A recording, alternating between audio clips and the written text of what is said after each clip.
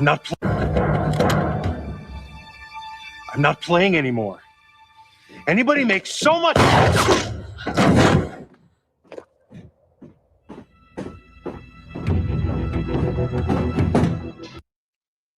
Teamwork, baby. That's teamwork. That was Firefly. That was Captain Mel Reynolds at his best. Shoot first, ask questions later. He was not a Han Solo, where he changed his mind. He's always Mel, always a brown coat. Firefly maybe coming back. Talk about that in another animation and One Piece. And I got a guest here for the first time ever. And let this be a warning to you guys if you're watching this, that if we see you on a channel streaming, there's a good chance we're going to come bug you. So that's how this works. So welcome, Jake. Hey, chat. What is up, everybody? It's me, Jake. It's the real deal, Jake. And great job with the Dyatlov Pass. That's one of my favorite sort of stories. I love that mystery. And you killed it on that show. So here you are. And dude, I appreciate that. Yeah, that was like right in my wheelhouse. That's one of my favorites too. Leon, gracious enough to have me on. Yeah, this was not on my bingo card for 2026, man, but like I really appreciate it. This is really cool getting to do this with you today. Well, welcome aboard. Awesome to have you. And speaking of people who are awesome to have, what's up, Leon? How are both you beautiful bastards doing? Mal, man, second greatest space cowboy in the game. You love to see it. I've been saying that if Firefly comes back, it needs to be animated. Otherwise, it'll make no goddamn sense. And I got so much pushback from everybody on Badger's show. But your boy stands correct again. Right, bro, you called that shit. Y'all need to know. Stop doubting them, Leon. Oh, crazy Leon. Oh, bad take. Bitch, I know what I'm talking about. I've been in this pop culture game since before any of you old fucks. I've been here since the OG Gamergate, bitch. Oh yeah. Hey, the worm is turning, man. It's it. We're bringing it all back. Yeah, I agree. I think animation is probably the way to do it at this point. Now it's been so long. These actors are not the same, and I love this show. I was a brown coat.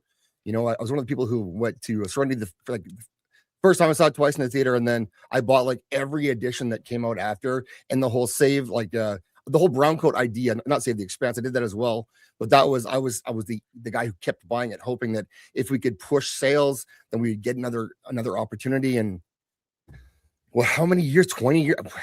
It's been about, I think I'm pretty sure Serenity was 2003. I could be wrong. So it's been 23 years if I'm correct.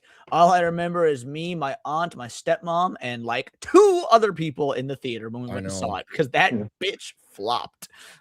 I was going to say, dude, I was like in 8th grade when that shit came out. It's an incredibly long time ago. I think I was in like 5th or 6th. I think you're a little bit older than me. Nice. What's up? Not much, dude. We got Alex. How you doing? Alex, yo. Tell us why Spike Spiegel is actually better than Mal Reynolds, only by a little bit. Oh. So Mal has no musical sense, as far as I can tell. Whereas I have no doubt that Spike can dance. So that's kind of where I see this slight lean occurring. Also, Zax, I apologize. I'm a little toasty right now. The bartender was giving out half off drinks if you took it green. So. Thank you, Sherry. Well, it can't hurt, man. 2005. Thank you. Sherry is on point. No, so Space Dandy, where does he stand? I've never seen Space Dandy. It's the only Shinichiro Watanabe anime I've never seen. But Mal and Spike are both above Han Solo as much as I love Han. So that's where I'll rank those 3. Spike above Space Dandy. Leela's the only female in that pantheon from Futurama. That's fair. So okay, here's where I pose this question, and this is the question that you ask in like all top 10 of all time lists is: do we place any value in the fact that without Han Solo, Mel Reynolds doesn't exist? Yeah, sure, I think so. Again, Mal, like it's no shade to Han. Like no. Without Mario, Sonic wouldn't exist, right? Like you need to give the accolades to the OG, but sometimes someone comes along that does do it better. Okay. And then on the shoulders of giants. I feel like sometimes we need to give credit to the OGs. Oh, dude! When I was playing the Star Wars tabletop RPG game, I based my character off Mal. It's like, well, I just want to see Mal in Star Wars. Oh, now to be fair, to reflect on my personality, I also made him a drunken, a drunk singer. But it was basically Mal if he was a drunk. Was the character for the Star Wars tabletop game that I played.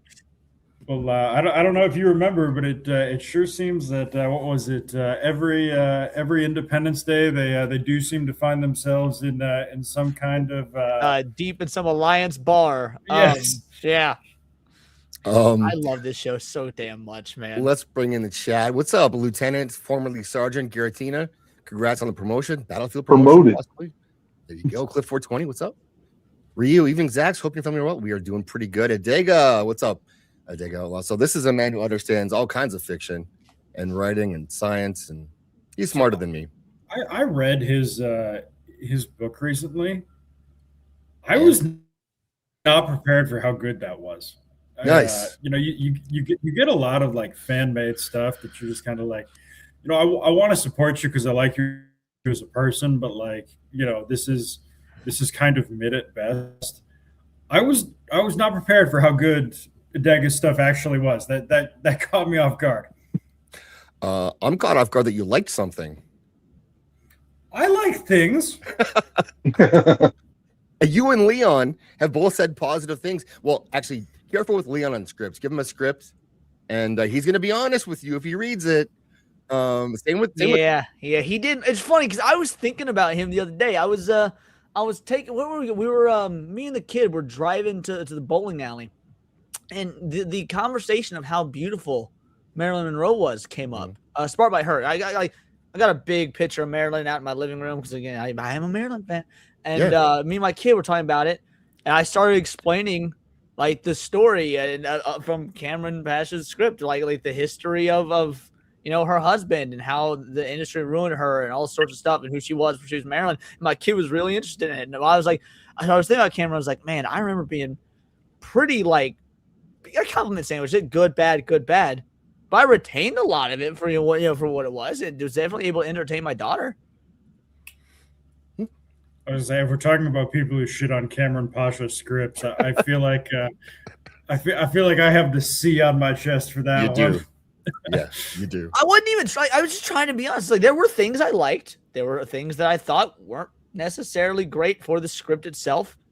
Right. Homie didn't like the negatives, just the positives. And like, yeah, you'd think he's heard criticism before. I don't know. Well, I would think him of all people would be like receptive to that. Is that not the case? I would believe that to be, yeah, I think so. He has to, right? Like, or he should be able to. And if he can't, then like, I don't know what to tell you when it's your job. Right. Yeah. How many? I like this story, by the way. I said if this came out as a movie, I would go see it. But by the same token, I can't just glaze. If there's problems, there's problems. We're just YouTubers. In his defense, if I poured my heart and soul into something, and somebody was as mean to him as I was, I also probably would not have taken it well. Way over the line shit. Way personal.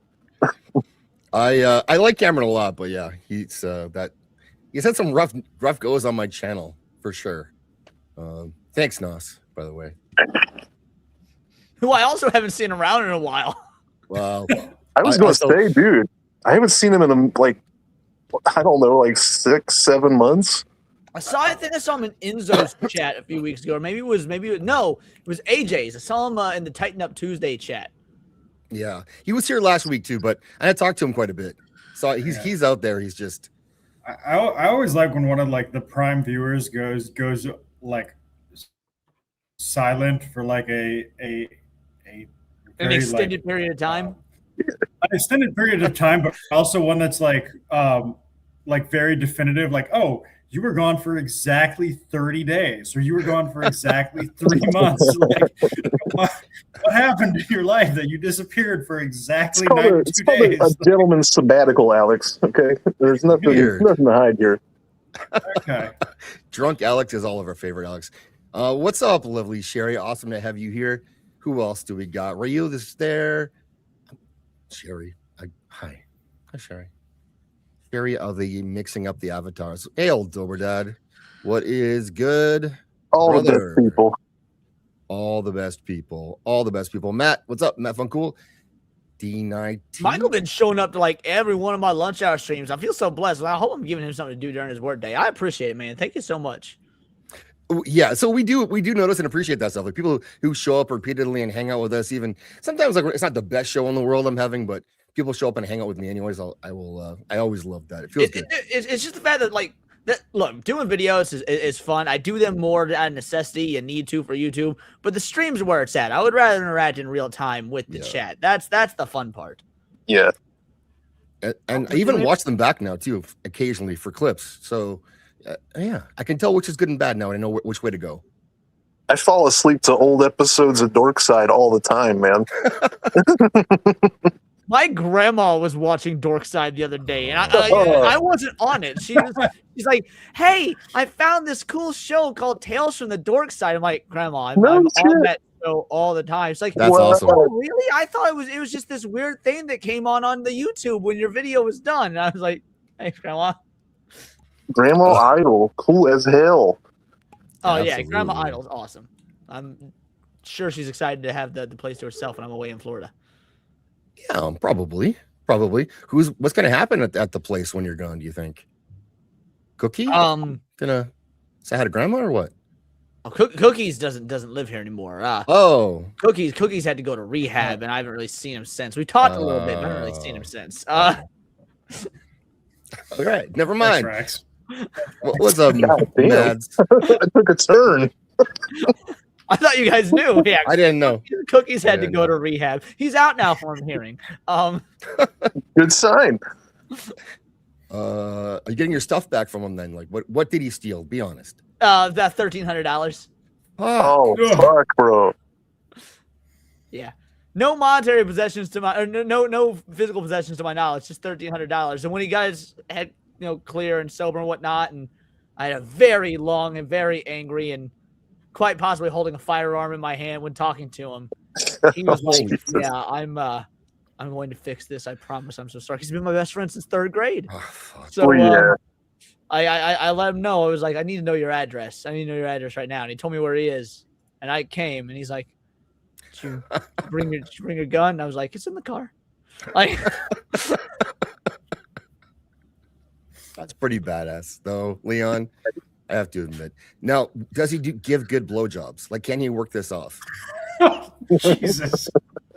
If he can, I'm unaware. Like, for as ugly and slovenly and lazy as he's been, he's always had incredibly attractive girlfriends. So he has to be doing something right.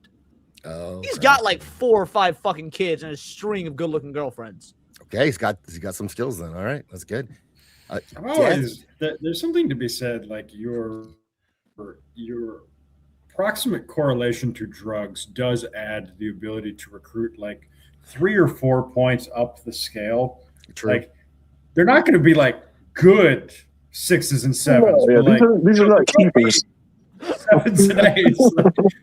Yeah, Jake, exactly. They're rentals. They're not purchases. Well, but like his first major ex, like the one he had his first child with and whatnot, her life's on the straight and narrow. She's great. Her and I are still friends. We've been friends since like 5th grade. I'm like effectively the godfather to her son. Or he's turning like 13 years old. He's awesome. She texted me earlier. She's like, "Hey, I know you work from home. What do you do?" And I was like, "I work from home because I do YouTube full time." She's like, "Oh, so I probably can't get on where you work." I was like, "I mean, turn on a camera. You're a good looking gal. You'll make money." So I've talked to his ex more than I've talked to him recently. Is what I'm getting at. And a boy. I'll be honest. There's something to be said for like if you just wrote scripts for an attractive woman, there's no way it would be less watchable than Melanie Mack, right? That's a good point. Well, you were friends with her for a while, Leon. Yeah, for a brief little bit before she became a bitch and blocked me over a fucking meme. So a lot of that going on. Whatever. My carnivore recipes have gotten better without her anyway. Yeah, I'm not surprised.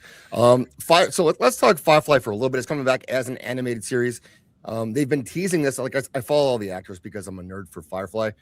Nathan Fillion was going around on Instagram, going to all the cast doors, and they would like tease there's something coming up, very sort of directly vague. And and anyone who knows this stuff knows what's gonna happen eventually. Then they did a con on the weekend, I think Saturday, and then they announced that he announced that they're trying to put together an animated series, rebirth. It's not a reboot, I guess. It's not a remake, so yeah, I guess maybe a rebirth or continuance of revival. That's the word. There you go. Of Firefly, and I think that's a great way to go about it. And it's he got Joss's blessing, which I understand was like very important to get. I mean, Joss should honestly be running the bitch, in my opinion. It's not going to be the same, but we'll see. So the dude can, I guess people don't like him, but the dude can write. I don't care. Joss can write. He's not always perfect, but he's better than almost anyone else right now. No matter what our opinion of him is, he's kind of inexorably the soul of that show. I was going to say, him and Nathan Fillion are the top two in some order. Yeah. Right. Yeah.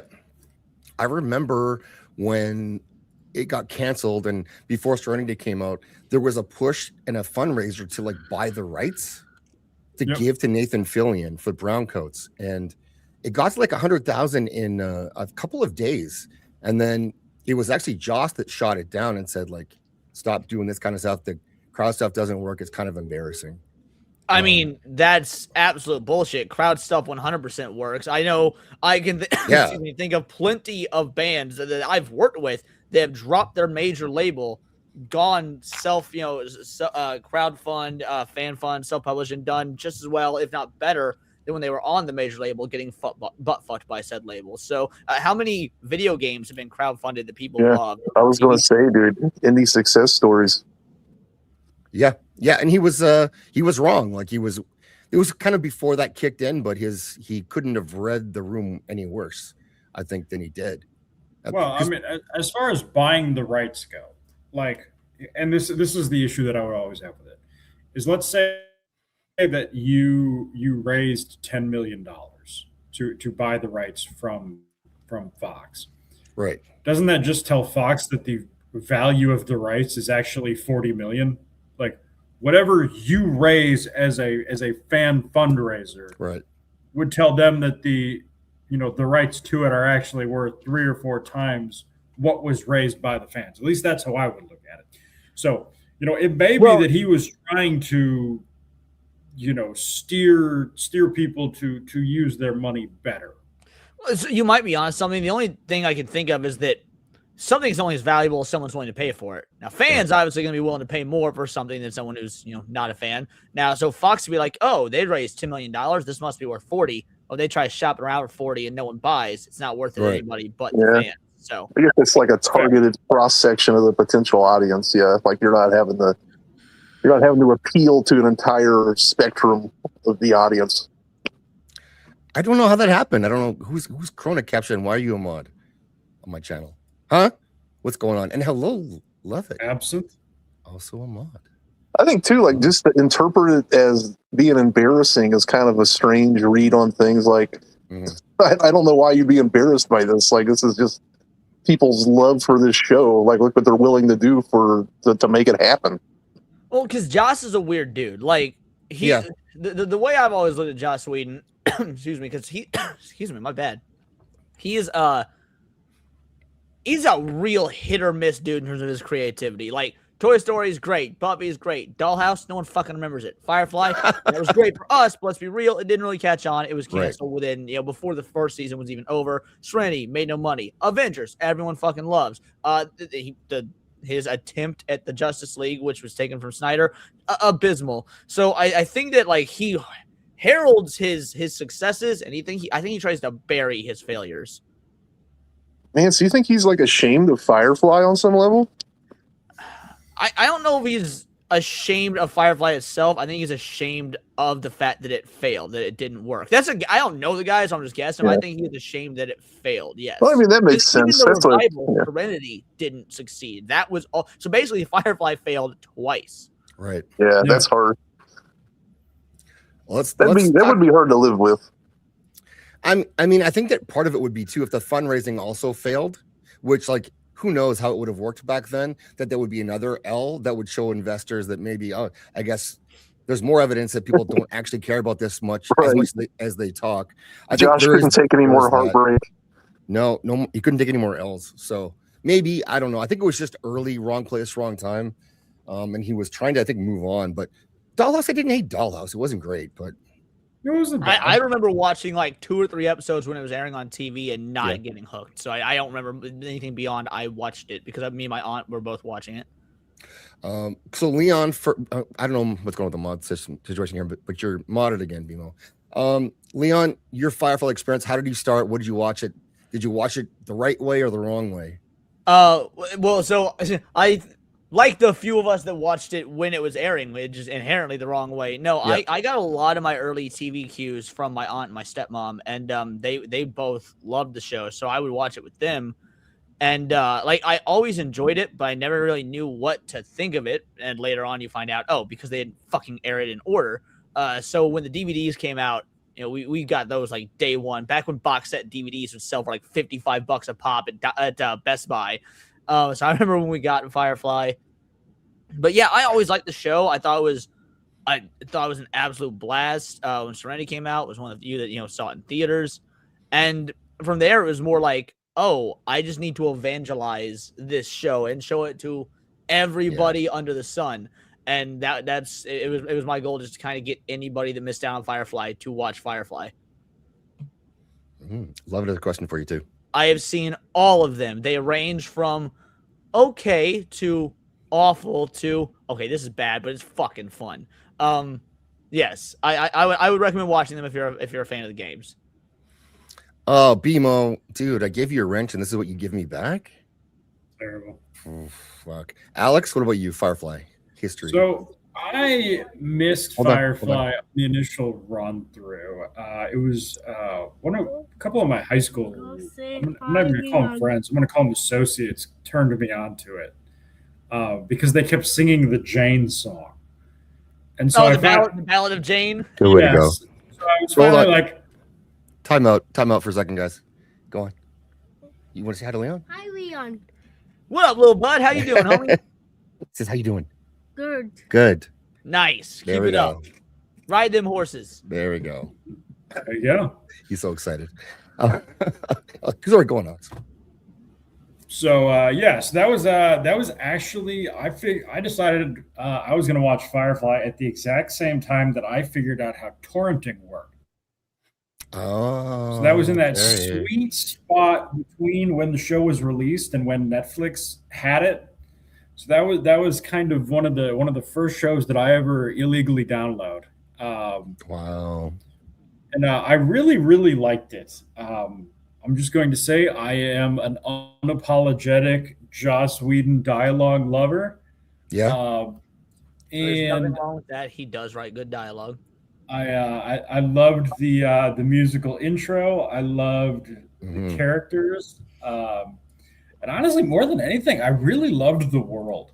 Like, I wanted so much more to see. Like, they always walked around with their, I forget what the corporation is, but it was like Blue something or other. Blue Sun? Blue Sun or something like that. It was a Blue Sea. I knew it wasn't Blue Sea. Yeah, Blue Sun. That like kind of already like ran the world. That I will be the first to say that sometimes you judge a show, at least, and especially one that got canceled in season 1, you judge it by its potential more than what it actually was. But like, man, talk about the sky is the limit to that thing. Like there was, it was already. Really you mentioned the intro. That's literally "You Can't Take the Sky from Me." Like it's one of the best intros in TV history. It's like right there with the X-Files. And it's one of those that is, one of those shows that I think back on it, and there really isn't any episode that I don't have at least some like memory of. Like, if you were to show me the list of Firefly episodes right now, I could probably tell you a scene from each and every one of those episodes, or at least a witty quip that occurred in each and every one of them. And then just the characters were so fun. Do you have a favorite episode? I'm probably going to say the one where they go to the party. just because there's that was probably the most quotable episode. It is incredibly quotable. The guy like just ripping on the socialite girl is incredible. You know, them all like falling in love calling her with a whore and a bunch of very like high class terms, if I recall. Yes. And then you know, mercy is the mark of a great man. I'm just a good man. Yes. Yes. Excellent I love quote. that. Excellent. I love that one. I love that scene. That episode has my favorite line from Wash. When Katie's all like, "Tell me I'm pretty. Were I unwed, I would take you in manly fashion. Because I'm pretty. Because you're pretty." My favorite Wash line will always be, "Have you ever lain with a warrior woman?" And like the juxtaposition of like of Zoe just like sitting there like stone faced, giving them nothing, as Wash like waxes poetically about how much like he loves her. It's just like one of my favorites. I'll be in my bunk. That's one of my favorite. That's a great line. Yeah, you still hear that all the time. Oh, that's awesome. So, Jake, what about you? Well, I never watched Firefly originally when it first came around. Like, I didn't see it until years later. It had already been canceled, and I never thought much of it. And by the time I did get around to watching it, just like on a splurge, I think I actually watched the whole thing in a single day or like maybe over a couple days. Like, it sucked me in, dude. Like, I was taken there. And then I kept like about halfway through thinking like, how the fuck is it possible that this was we didn't get more of this? It just seemed like what was missing? Right. Talk about being spoiled for options.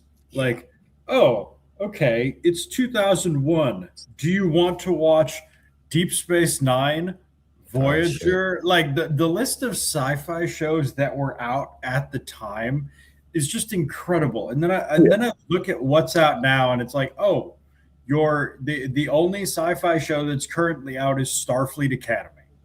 Oh my god. It's true. And I don't even know if that qualifies. No. I need to get this stuck in your head, guys. So a little bit of this.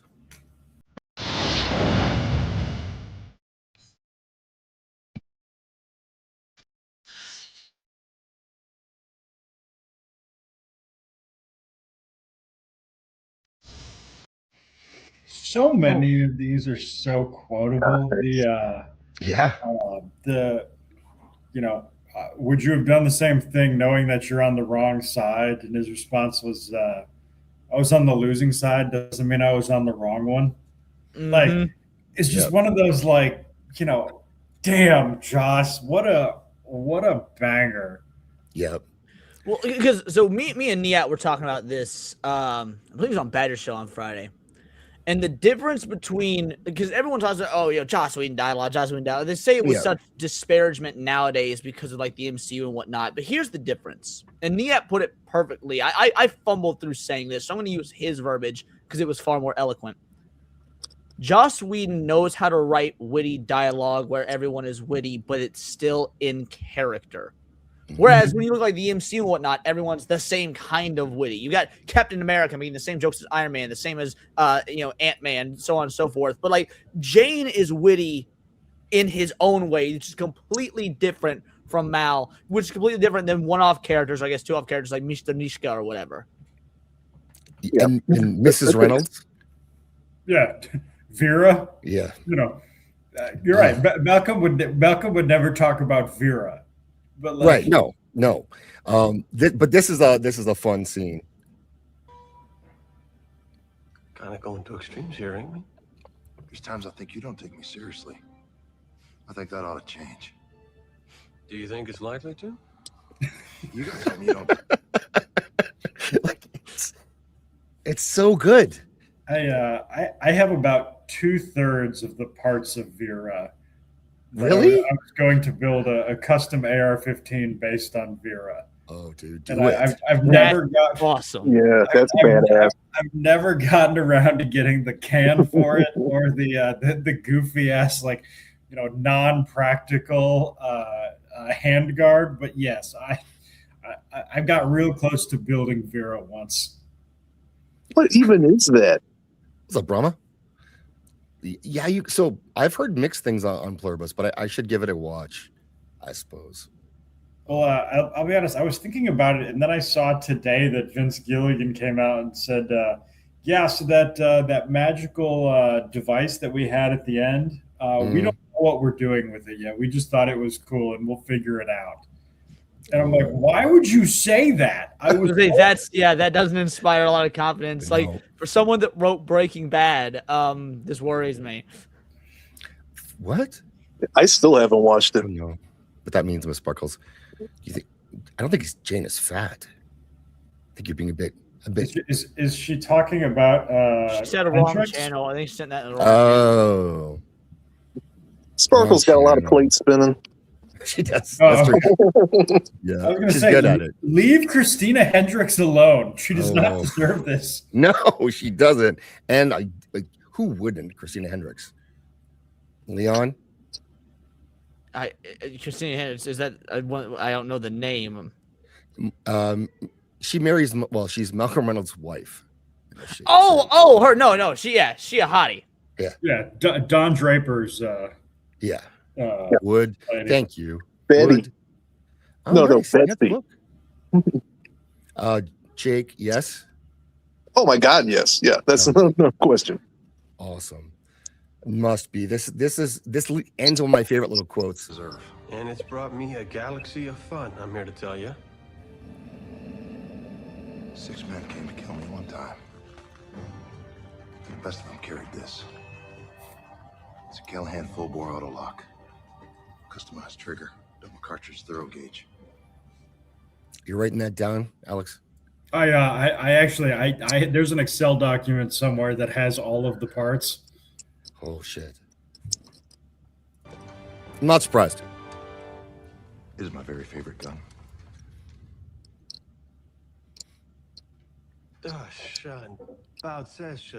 You offered me a trade?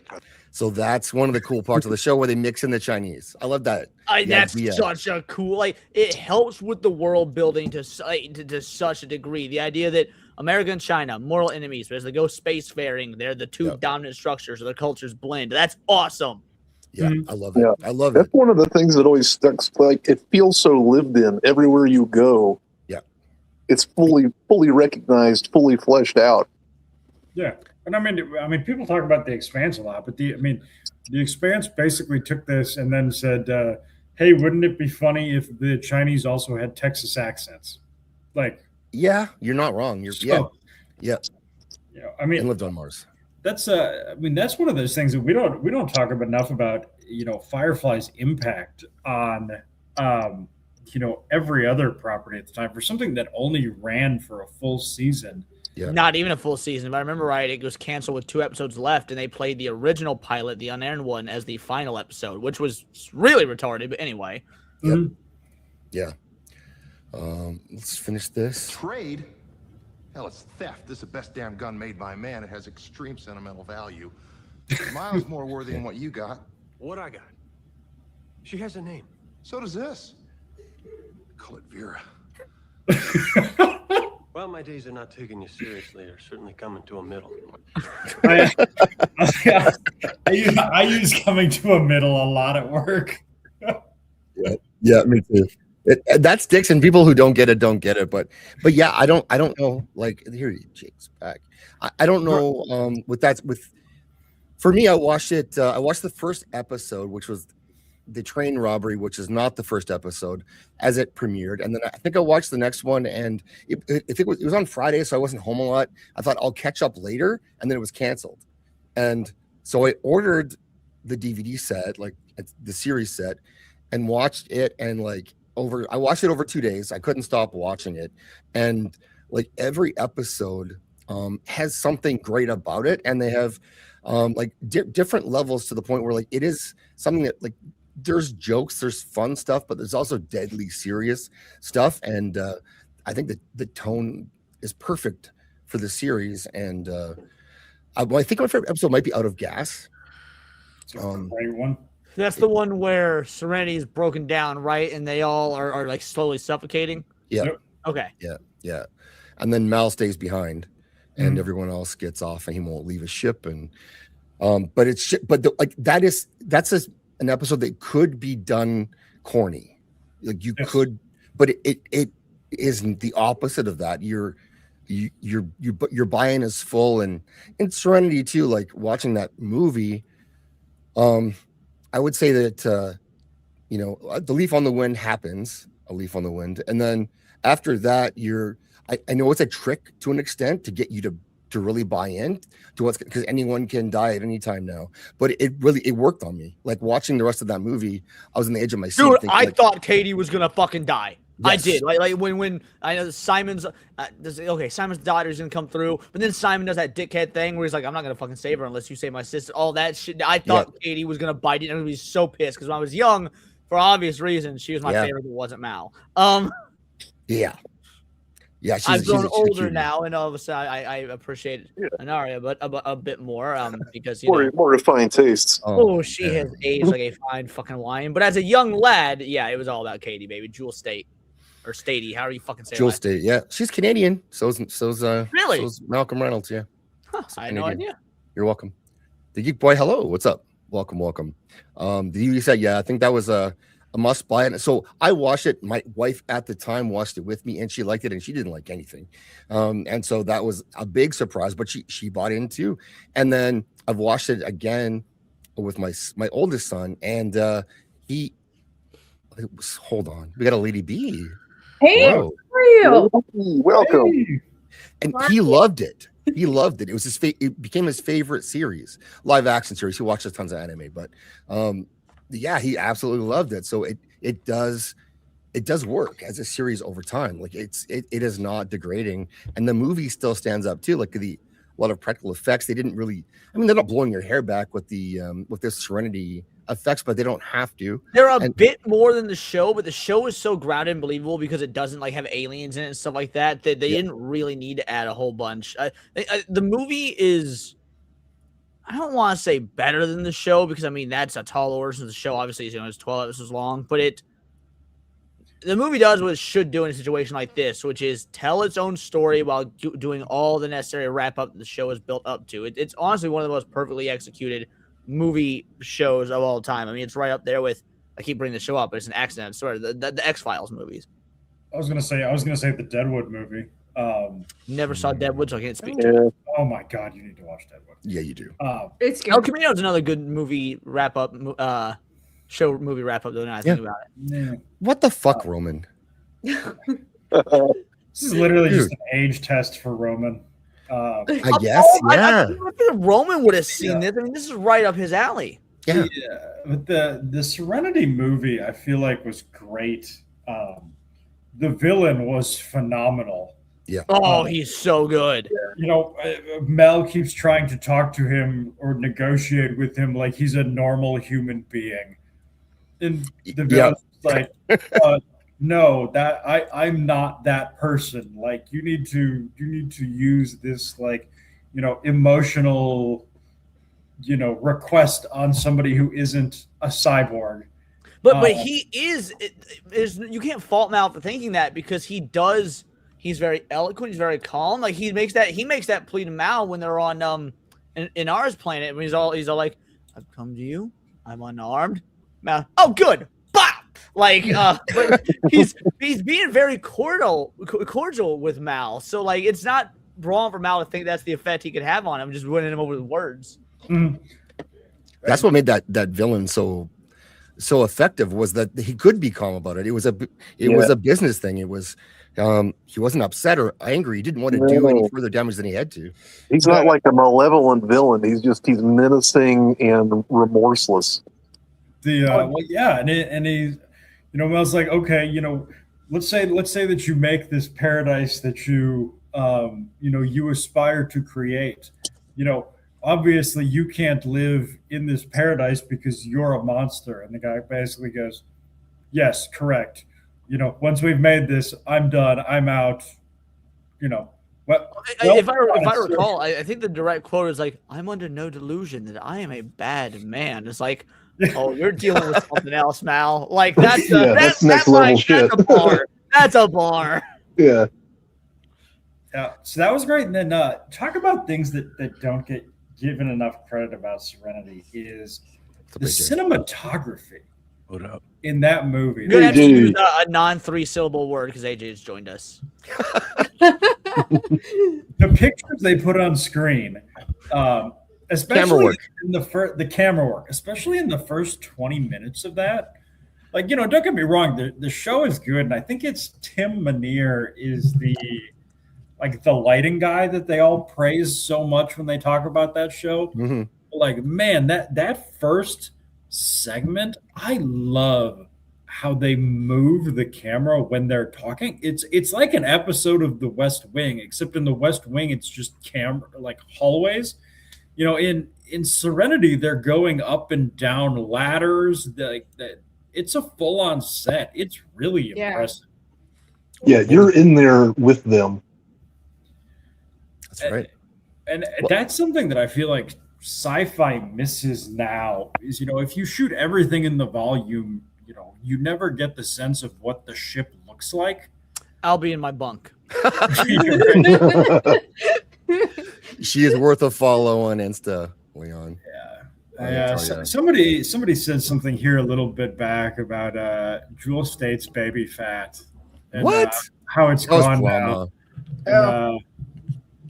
Yeah, Brahma Bull. Yeah. Who was that? Fuck you with this completely incorrect opinion. Yeah, no baby fat on there. Lady B, welcome. Hi. What's going on? Oh, I finished. I was doing an horticultural therapy, like intro class to it. Is something I've been thinking about doing perhaps as like a job, where I could it seems to be a mix of like doing physical therapy and like emotional, like less so emotional with people. It sort of depends on what your background is. I don't have a background in any kind of therapy. I'm just a gardener, so I'm just kind of curious to see about that. So yeah, it was fun. Oh, that sounds cool. How was the move? Good. You know, I love Tennessee. Like, it's so nice here. It sort of reminds me of some of my favorite places in California in terms of the landscape. And I miss Tennessee. I know. Where did you live?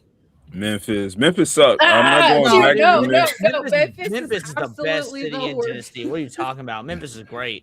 I mean, it depends on what you want, but as far as what I want, want, black people that don't act like black people in the Midwest. So Memphis is great for that. Memphis is the kind of place you visit but don't stay. Exactly. I'm not trying to be there. What 2.5 blocks were you in Memphis that you think Memphis is great? Dude, I spent like a whole week in downtown Memphis. Didn't run into any problems. Man. Yeah, it's weird. It reminds me sort of Life After People because there's like nothing there. Let's go. There's better places in Tennessee though. Especially if you're trying to be in like the mountains and literally every place in America is better than Memphis. Damn. Shots fired. Tennessee is unmatched though. It's awesome. I'm really excited to be here. It's just warm. Did Jewel say she's all grown up? I don't see the baby fat.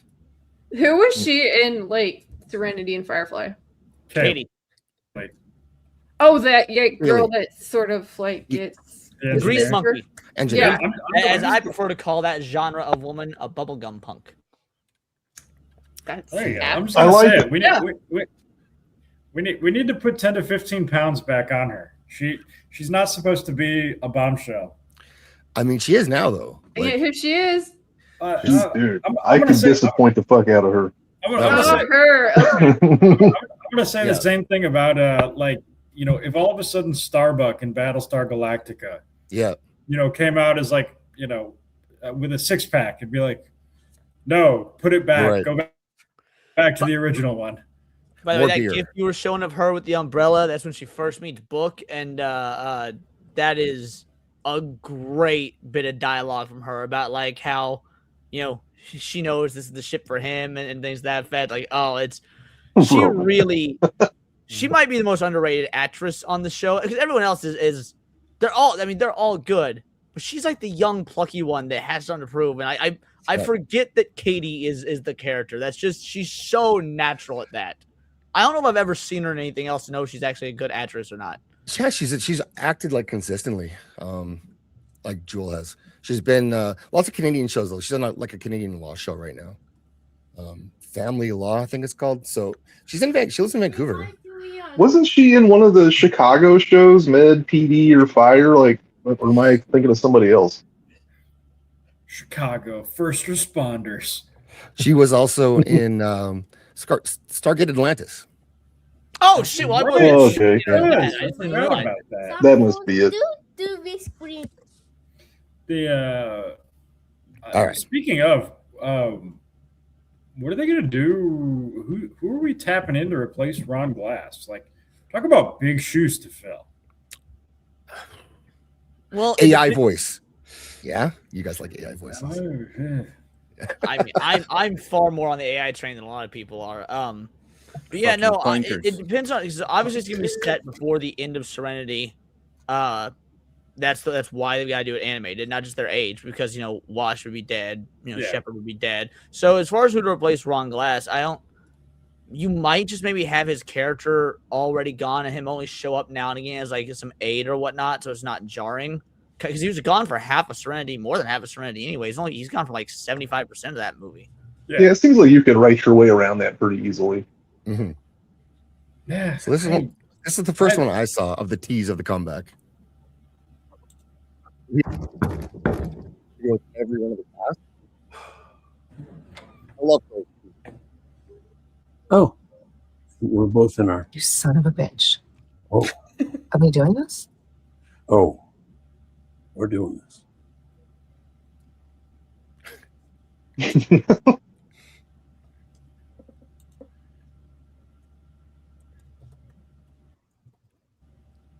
The Jane one was the There's best. there's something a little bit sad about the fact that both of these actors ended up playing cops in boomer cop procedurals. Yeah. You ever think about that? Like, it's like they deserve better. Like they've been put out the pasture or something. Right. That's kind of grim. Like, season 17 of The Rookie, which at this point he's not a rookie. He's whatever rookie's the sergeant. Well, I never saw the show, but he was never the rookie, was he? He was the one that was training rookies. That was his role. He was always the seasoned older guy. Mm-hmm. No, that was the joke. Was he was a contractor until he was like 41 or 42, and then he decided to become a cop. Okay, so he was an old man rookie. Was the joke? But then the joke became George Floyd happened, and all of a sudden the show became about fixing the police rather than arresting people. Oh god, gotcha. But it's absolutely Never watched. Glad I missed it. You can watch like the first 3 seasons of that show. They are cops in LA, like a county that is like 30% white, and all 25 murderers that they arrest in a season will be white dudes. It is just like bizarre to watch. Mathematically, it makes no sense, but it's. I liked Castle. Like, that's the only other show of his I watched for a couple seasons of was Castle. Castle. Nathan Fillion has this gift that he can studios elevate unwatchable TV. Yeah, I mean. Why did Castle go 9 seasons or whatever the hell it did? Like, it was a knockoff of Bones, essentially. Like,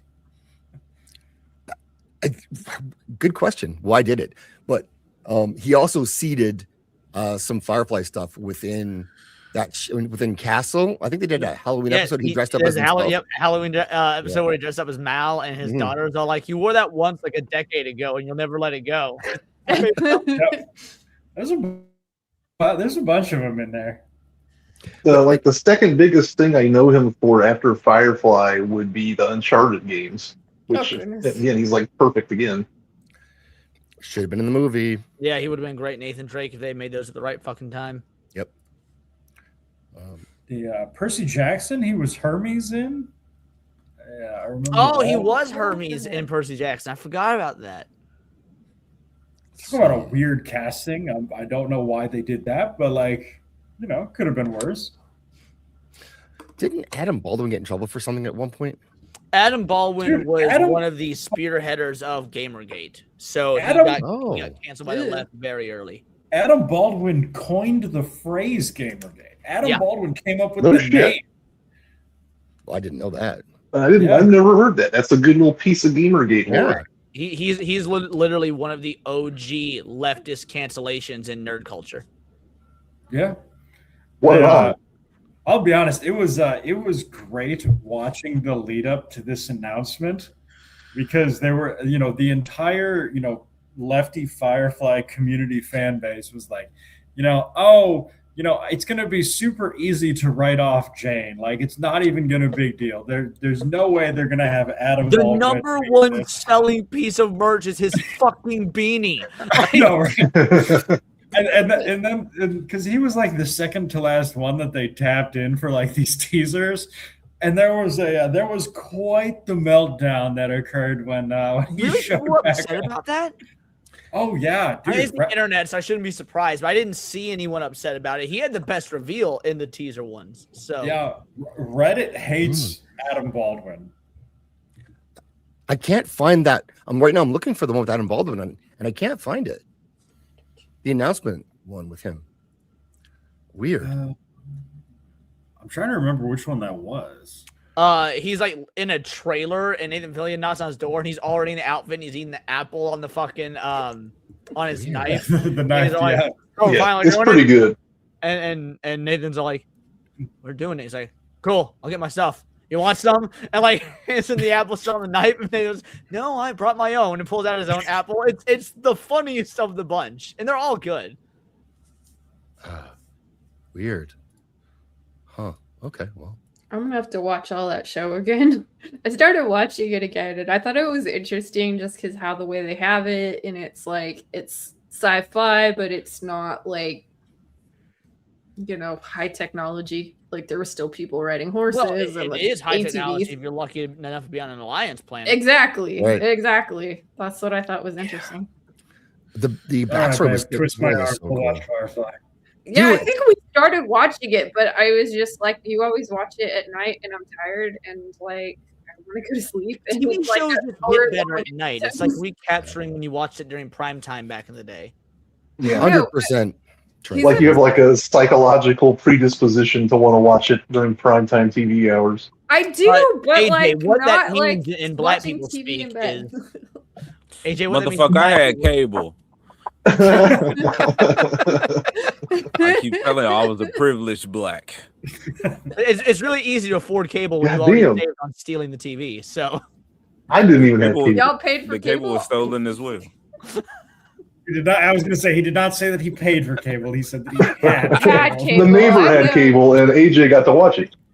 You gotta listen, guys. Soul Assassin came in clutch. Thank you, dude. Where did you get Soul Assassin, by the way? Like, talk Worst. about a great. Yeah, Yeah. Concert. Soul Assassin can do no wrong. You can't. No. Where do I get one? I mean, he can be. He's in a lot of places at one time. So I don't know. Maybe clone him. AI. Soul Yeah. Assassin. That'd be all right. Old Assassin? Soul Assassin. Yeah. There's plenty of those around here. Old Assassins. No. So, Mexican Whole joke. Assassin was the name of the stripper that the Texas defensive backs coach got fired for because the stripper's monkey bit a student. Oh my god. These things happen. Gets crazy. I love, by the way, how Zach's never even asked AJ's intro to Firefly because he knows he hasn't seen it. I know. Yeah, I know. I haven't seen it. No. I definitely have. I don't know what the fuck y'all talking about. I'm gonna be honest with you. I'm ready to talk about the little. Okay, if we doing animation, Yeah. What do you want to talk about? I'll be quick. So that new Avatar movie. Yep. Coming out in October. Okay, just released images of the gang. The gang growing up. They got leaked in a way. So that's all, bro. I'm a big Avatar: The Last Airbender fan. I love that world. Those books. I'm excited about the direction it's going and what's to come. What's up, Leon? Oh, I was gonna say, I don't know if the sci-fi show we're talking about is getting an animated adaptations. Why I bring it up. Yeah. Also, you know my thoughts on the Avatar shit, so I won't dive into that too terribly much. Yeah, well, I thought what Zach said that already about the animated and the adaptation. But yeah, I don't know anything about it. I was gonna wait for the One Piece and then chime in. One Piece is gonna be next. I gotta play this first. Funk.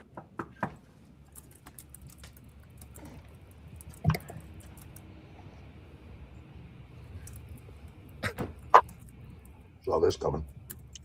That's what Summer said. It's about what I think it's about, huh? It's about what you're thinking about. Well, okay then. Well, okay then.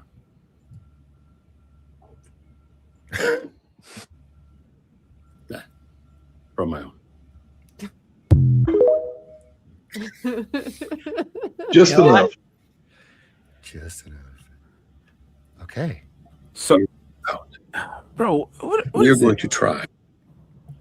What's up? I mean, you don't have to explain. Yeah, you don't have to explain it. But if this is getting animated, this just looks like some Adult Swim shit to me.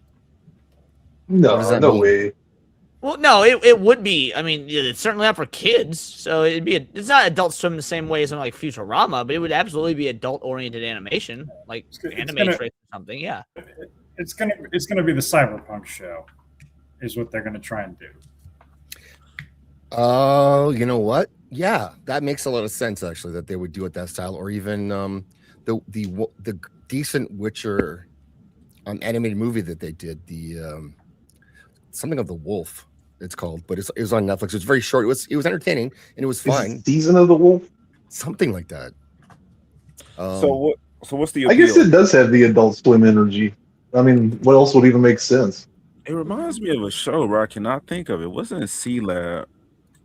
C-Lab was funny. It was like no, this is not going to be like Orchard. C-Lab at all. Okay, for context, AJ, the guy that wrote this wrote Toy Story. Imagine that the style of writing from Toy Story, but in an adult-oriented sci-fi space cowboy show. It's not a comedy, but it has comedic moments that are brilliant. Space Cowboys. Okay, I just saw the two cop people talking. Yeah, okay, did you ever see Cowboy Bebop, AJ? Yeah, some Cowboy Bebop and Star Wars were the biggest inspirations for this show. This show is directly inspired by Bebop. Okay, I've seen nothing about sci-fi. I'm interested. Firefly. What does this come out on? AJ, do you think all middle-aged white people are cops? They were cop people.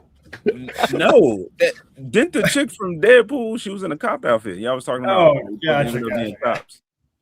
Okay, we were talking But I about mean, this too, most you know, recent like, clip. better safe than sorry. You know. You know what? Space Cowboys. That's dope. I said if you would have done a actual like a good Lightyear adaptation, and then you made a Woody movie, at some point you could get like a Cowboys and Aliens type movie. I don't know how you would spin that, but I think it's possible. Buzz ends up on a fucking planet and there's cowboys. Isn't Cowboys and Aliens the one that Olivia Wilde goes topless in? Mm-hmm. Okay. Yeah. Given with it Daniel had Craig. Craig in it. I don't know how you could animate that, but I'd be curious to see. She used to follow me on Facebook back in the day. Are you serious? Back when I was doing music and whatnot, her manager was also the manager for like a bunch of bands and whatnot, some of the ones I worked with. And so for whatever reason, I never taught with her or anything, but yeah, she followed me on Facebook back when I was doing the band management stuff. That's cool. All right, AJ, quiet for a second. To bring back Firefly. And this time, we're going to animate it. Guys, bringing back Firefly, crazy or not crazy? Not crazy. Crazy. That's crazy. Not crazy. Crazy. Crazy. It's crazy, but it just might work. Now, to do this, we would need Joss's blessing. I got it. The rights from 20th Century Fox / Disney. They got excited. They said yes. The showrunner. I got 2. Tara Butters, Agent Carter, Dollhouse, Mark Guggenheim, Arrow, Flash. They're married. They met through Firefly. Huh? Look at that. Decent showrunners, Dude, I think. all the pieces are there. I think so. So, which Arrow? Are we talking season 1 of Arrow, or are we talking the other 23 seasons of the Arrowverse that were unwatchable dog water? I don't know. I only watched like the first 3 seasons, I think. Because I like Deathstroke in it too. When he was Crixus from Spartacus. So what are you gonna do? Huh? Okay, because I don't know if I can deal with like like every episode of this season ending with a character looking Nathan Fillion in the eye and saying, "Run, Mal, run!" Like every single episode of The Flash for 14 seasons. Is the Flash? To be fair, there's not much else the Flash can do. He's got a pretty limited power set on account of he's fast. Okay, but like, it's a 3-word phrase that has like 5 syllables in it total, and they just put the stresses on a different syllable in syllable. That phrase. It's pronounced syllable. Like for 10 seasons. It was the most annoying thing in television. Oh, you're pissing off your wife. Oh, I'm talking to my cat. No, like I have a room that's all to my own. This is Lisa Cave, and I have all of my plants on a cart, and he was getting into the plants, and this is a problem. And yeah, he's not in the ones back behind me. By the way, can I get a dime bag? Yeah. Maybe. Sure, yeah. I know. I've always had that like in our old place. It's like I had it in the guest room and you could see it from the windows and it's always just these really bright grow lights. So I'm pretty sure my neighbors thought I was growing pot. I hope they did. Piss off the HOA even more. Based. Yeah, so Davina, yeah, that's I just found out about that too, but also Alan Tudyk is on a show called Resident Alien. Oh yeah, that show. Oh my god. I watched season 1 of that. Yeah, that's all I saw. Stop. Immediately. Just stop at the end of season 1. Do not pass go. Do not collect $200. That's what I'm feeling too. We stopped watching it season 1. So. Good. Just end it there. He's great, but yes. Hello, Tina. Yeah, the decision in seasons 2 and 3 of that show that one of the side character women must have a 15-minute speech about how she's oppressed as a woman. Oh my god. Was one of the most like, oh my god, it was unwatchable dog shit. What is up, Century Potato? All right, let me finish this. We'll move on. A script. We got it. An animation house. Academy and Emmy award-winning Shadow Machine. The last. Who are they? Anyone know about that Shadow Machine? I saw something on them. They did something. Hang on. AJ? Damn, it's on the tip of my tongue, man. AJ. What's up? I'm here. I'm listening. Shadow Machine, animation studio. What do you know about them? Animation Machine. Robot Chicken is what they're most famous for. Oh yeah. Hold on, y'all. I'm on the phone with my phone. Oh, sorry, dude. Okay, it's my fault. I was not aware you're on the phone. But they did BoJack Horseman. Lil Kev, my god. These are not great. Yeah. No. Okay, what is the films? Robot Chicken. They did Guillermo del Toro's Pinocchio. Okay. That's good. Yep. I never saw that Bob the Builder. Oh, you haven't seen that? It's worth watching. Go, yeah, definitely go watch that. Are you sure you don't mean Guillermo del They did Toro's the music video for Blue Moon by Beck. Wait, what? They did the music video for Blue Moon by Beck. Cool. I like Beck. Me too. Big Beck fan. Clone High. I don't know what that is. Tiny Chef. Whatever. We'll see. Yeah, I was thinking of Robot Chicken. Yeah, the thing is, Robot Chicken doesn't. Final Space was. Now again, it seems like a lot of what they do is comedy style animation, but Final Space was a good show. I never tried to watch it. I only saw the first season, but the first season was quite funny. Olin Rogers was a funny guy back in the day. I don't know if it ended up, going downhill or anything like that. It seemed vaguely like Futurama. It did Moral Oral. Say Yeah, again? Moral Oral is highly underrated when it comes to adult animation. Final Space was it really got taken off the ground. So Olin Rogers was a famous, like, one of the early storytime comedian YouTubers. He would just like sit in a room and tell you funny stories, and that was like the whole thing. And he got a pretty big following, and he put out like his the pilot to YouTube, and it got the attention of Conan O'Brien, and Conan O'Brien thought it was funny, and he helped get it funded. That's cool. Yes, season 1 was funny. Okay. Recently they're working on the Galaga Chronicles. Okay.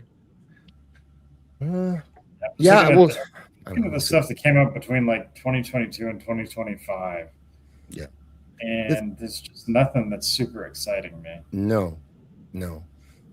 But they're probably Right. competent animators. I hope so.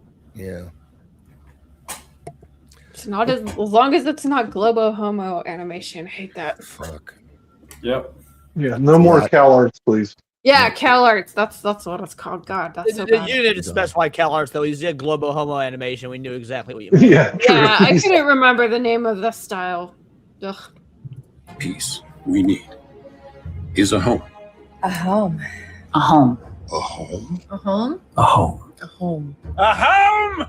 And for that, we need you. Like this post. Okay. Comment on this post. Repost this post. Tag your friends. Tag your family. Tag your enemies. I'm asking you to do what you've always done. Keep Firefly lying. Oh, and I'm about to go pitch this thing, so wish me luck. Okay. Good luck, Captain Tight Pants. So, Good luck. Good luck. Good luck. Good luck with that, Nate. Good luck. Good luck. As of this, Why wasn't Shepard? okay. This he's dead. magic moment. Yeah, I know. I was joking. All right, I'm gonna say something that might offend some people, but Disney has obviously approved this to go forward. So They must them have. acting like we're battling our ass off to get this thing approved. Like, Yeah. shut up. You got approved. It's getting made. Like, stop trying to sell me on this. Like, I'm already moderately excited. It's been an underdog for like years and years. That's how like most of us recognize it. I get that. Maybe that's but part of the marketing. It is. That's what I'm saying. Like It's already their part thing. of the market. Like, get the fan base going. Stop lying to me. Also, Brahma Bull, the greatest thing Seth Green has ever done was Buffy the Vampire Slayer. 100%. Easily. So, Easily. What? Yeah. So let's talk about that then for a second. If you Buffy was supposed to get a reboot, a live action reboot, it just And it got canceled. it got fucked. canceled. Is that good? Yes, You gotta- that's good. Yeah. Yes. After that dumb slut tried talking shit on Joss, and we know he wasn't going to be coming back for this. Yeah, fuck her and fuck that show. What'd she say? Oh, she was one of the ones that brought the Me Too stuff against Joss Whedon. Which one? I thought Chris Carpenter did that. No, but what's her Buffy? I'm playing on Sarah Buffy. Michelle Gellar. Oh, she did too. Yeah, Michelle Gellar. Yeah. Were like, oh yeah, he abused me as well on the set of Buffy. He was incredibly abusive. Like, he never sexually abused me or anything, but he was really mean to me. He was mean. Right. He would yell. She just was smelling blood in the water. It was fashionable. She literally all the Me Too shit was already retarded, and she somehow made it even more retarded by co-opting it and making it not even about a sex thing. Yeah. Jana, how you doing? Jana? What's up, Jana? Oh, the only argument that I can kind of sort of make in defense of this, and I don't even want to because I don't like it, but if the argument was, Michelle Trachtenberg was 15 or whatever at the time when they were shooting that, that would be just about the only argument that I could make. But even that comes with the counter argument that, like, I was an 8th grader playing middle school football, and I got cussed out worse than, like, Joss Whedon was cussing these people out. So, like, grow some thicker skin about it. Yeah.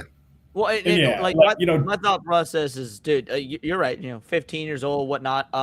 You're going into a dog eat dog world in Hollywood. Yeah. You're gonna hear some shit. Like, if the worst thing that happens to you is you get yelled at and some swearing and whatnot, well, guess what? At least you didn't get raped like Dorothy. So, Well, like, I have no doubt that the guy could be a prick, but like, to like a criminal extent, like, I really doubt it. He was mean sometimes, and he yelled sometimes. And Chris Carpenter complained that he was pissed off at her for getting pregnant. Oh, bitch, you should have had to do wear protection. Why'd you get pregnant? That's right. Yeah, we're planning for this, and so he had that reputation. But I don't know how many other directors yelled at actors. Like most of them that are any good. Like all of them. Yeah, it's kind of a common trait. Are we going to pretend that like Francis Ford Coppola was like some like great dude on set? Like, and coming out against Joss is like that's kind of a weak move too, I think. And Sarah's married to Freddie Prinze Jr., so I think that I can rest my case right on that. Yeah, right. Well, like, I wouldn't excuse people for just like wantonly being like total assholes to other people. But yeah, like it's going to crop up, man, and like you got to put it in context. You got to put on your big boy pants. Yeah, and you're working there. You don't even have to be there. So right. I guess if it's a show that you don't, if you feel like he's being too mean, then do something else. Leave. Yeah, because it's his show, and unless he's actually being abusive, then like suck it up and learn from it. Well, the cancer got her, so Whedon won in the end. God damn.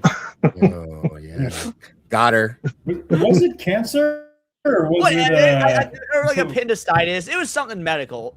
Like, how you jump from cancer to appendicitis? I don't know. Point is, something medical got her. The fuck? Would I look like a personal physician? Speaking of, he can only work with what we're giving him. By the way, been Michelle Trachtenberg's personal physician. Holy shit. Oh god. Speaking of cancer, so I put in the chat a poll. What is the better live action adaptation, One Piece or Cowboy Bebop? You know what? It's like asking who's the better live streamer, you or DSP? You have to. You have to your mom versus coughing baby. Like, actually, wait. Did anyone actually watch this series? I did. I didn't watch it. No. If you did watch it, you need to get checked for cancer. I never finished it. I could not get to the end. It was just too much. I'd rather look at man faves than this. Like, oh my god. I didn't watch it. I didn't watch episode 1 at all. So you watched some of it. It sucked. Anyone else? AJ, big fan. No, I didn't watch it. Okay. I will say the creator of Cowboy Bebop, Kenichiro Watanabe, watched the first scene and turned it off. That was the correct thing to do. I'm not dude. It was one of the. I mean, I did a video on this like 3 years ago or something. It was one of my early videos. It was literally an interview where he's like, "Yeah, I got past the first scene. It wasn't anything that I had ever created, and it didn't fit the world I created, so I shut it off." No, he was just open about an interview. He was like, "Yeah, fuck this show." So I haven't watched Cowboy Bebop a lot. I've seen like some episodes, but I haven't watched it all the way through. So I mean, I just know not to watch live action adaptations. No. They can be okay, apparently, though, because One Piece. Yeah, it can be done. Yeah, this was not it. One Piece is fine. It's cool. It's cool. It's the best attempt I've seen of adapting animation besides Scott Pilgrim. Okay, that's a decent one. Solid. Okay, both the movie and the original. I didn't like it personally. Yeah. But I mean, I don't mind it. Scott Pilgrim is not without its merits, though. It is a visual treat. The dialogue, Edgar Wright is a great director. The dialogue is snappy. Like, I get like the subject matter and the source material itself is already like very cringeworthy. But as an adaptation of that source material and with Edgar Wright behind the camera and whatnot, it does a lot of stuff well. Soundtrack's also real fucking good. Yeah, dude, it's a fun watch for what it is. You know, time to time. I wouldn't like rank it incredibly highly or anything, but like, yeah, I like it. Okay. As far as adaptations of, I mean, it's not animation, you know, it's a game, but comic book, I don't know, whatever you want to put on it, it is up there. It's no different than like Sam Raimi adapting Spider-Man. It was a graphic novel. Yeah, so I mean, it belongs in whatever genre you want to judge it based on. It seemed like everybody took that movie seriously. Like it seems like it. Well, yeah. Who's is it? Michael Cera? Who's the Michael Cera and Mary Elizabeth Winstead. I have a hard time liking him in anything except for Arrested Development. Well, but there every now and again he comes out with something like, okay, I can see the vision. Like for example, when he dies in the opening scene of This Is the End. Yeah, he knocked it out of the park. That was good. Yes. Yeah, There's a Well, yeah, time like and a place for Michael Cera. It's just not often. Well, Soul was saying in the chat the live action Samurai Champloo. I mean, I'm sure it's not going to be good. It's going to be dog shit. Like yeah. Samurai Champloo is even harder to get right than Cowboy Bebop. And here's Yeah. here's the dealio. We know Cowboy Bebop can work. How do we know Cowboy Bebop can work? Because Firefly existed and made it work. Samurai Champloo, you are mixing feudal Japan with hip hop. How the fuck are these brainless losers at Netflix going to be able to do that? They're not. No. Yeah, like, it's such like a specific tone. What was that, Jake? Go, Jake. I was just going to say, like, it's such a specific like mixture of ingredients. Like, there is no chance that adding live action to that is going to make it even better. Not even close. A mistake. Move on. Well said. Samurai Champloo was like my first or second anime I ever watched, and it's incredible. It's fucking amazing. I think you got to have a respect, some type of reverence for both cultures, for Japanese and Black like hip hop culture. And we know in the mainstream they don't know how to do legit Black stuff without it. You know, it'd be some weird tainted light skinned version. It would be like pandering Black, like this is the Black culture, like the Hollywood prepackaged Black culture. Yeah, like I was saying with the so like with Disney, for instance, with the Goofy movie like Powerline, that whole thing, or like Hercules, it's like when they chose to be authentically Black, the shit was dope. It wasn't disrespectful at all. It was, pretty loved. That's hard to say now because Black people love Black Panther, and that shit's terrible. The thing is, AJ, it goes beyond that. Like, not that you're wrong, but it goes even beyond that. Kenichiro Watanabe, music is integral to like all of his shows. Every show is a different musical genre. So Cowboy Bebop is jazz. This is hip hop. Kids on the Slope is post wartime slow jazz. So still jazz, but not bebop jazz like what Cowboy Bebop is. So totally different styling of jazz. Carol and Tuesday is acoustic coffee house music. I haven't seen Space Dandy, so I can't speak to that one. But basically, the point is, every single one of his anime is. Kenichiro Watanabe is my favorite director in anime history. The music is intrinsic to the story being told, not just to like the visuals, not just to like how everything flows together. The music itself is heavily tied into the story and the narrative, the characters, all of it.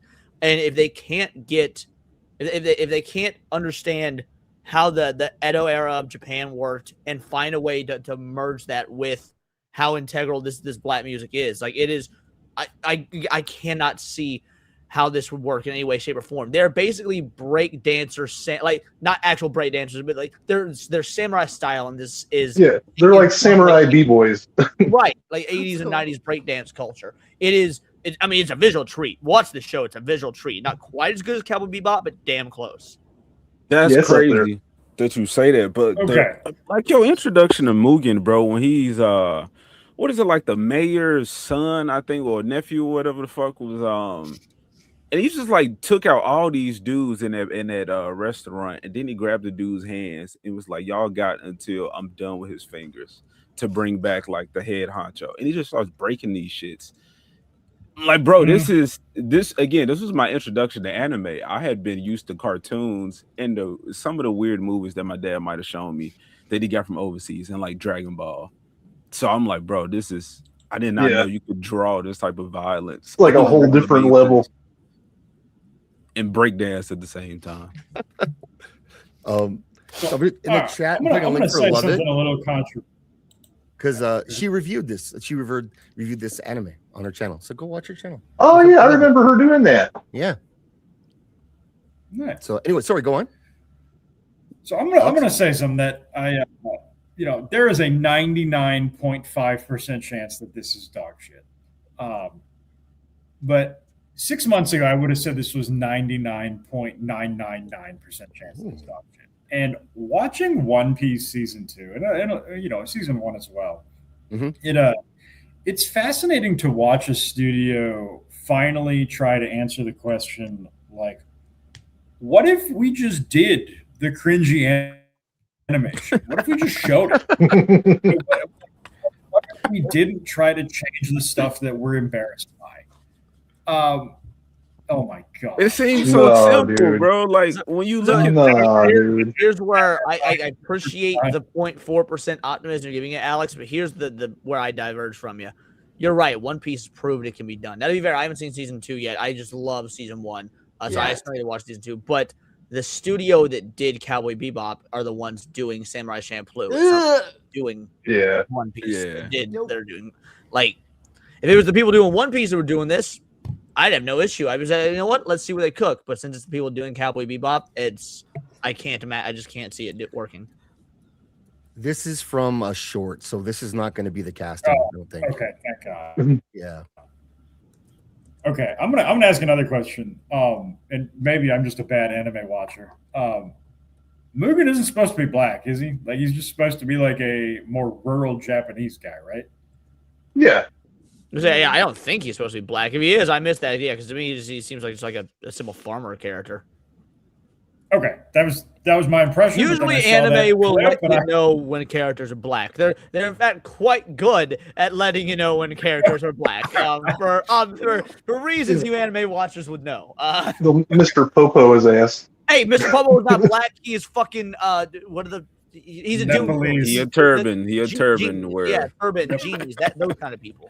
He ain't black. He's supposed to be like some kind of Indian deity, if I remember correctly. Yeah, he's based off a djinn. Yeah. He's black, but he ain't us. There's we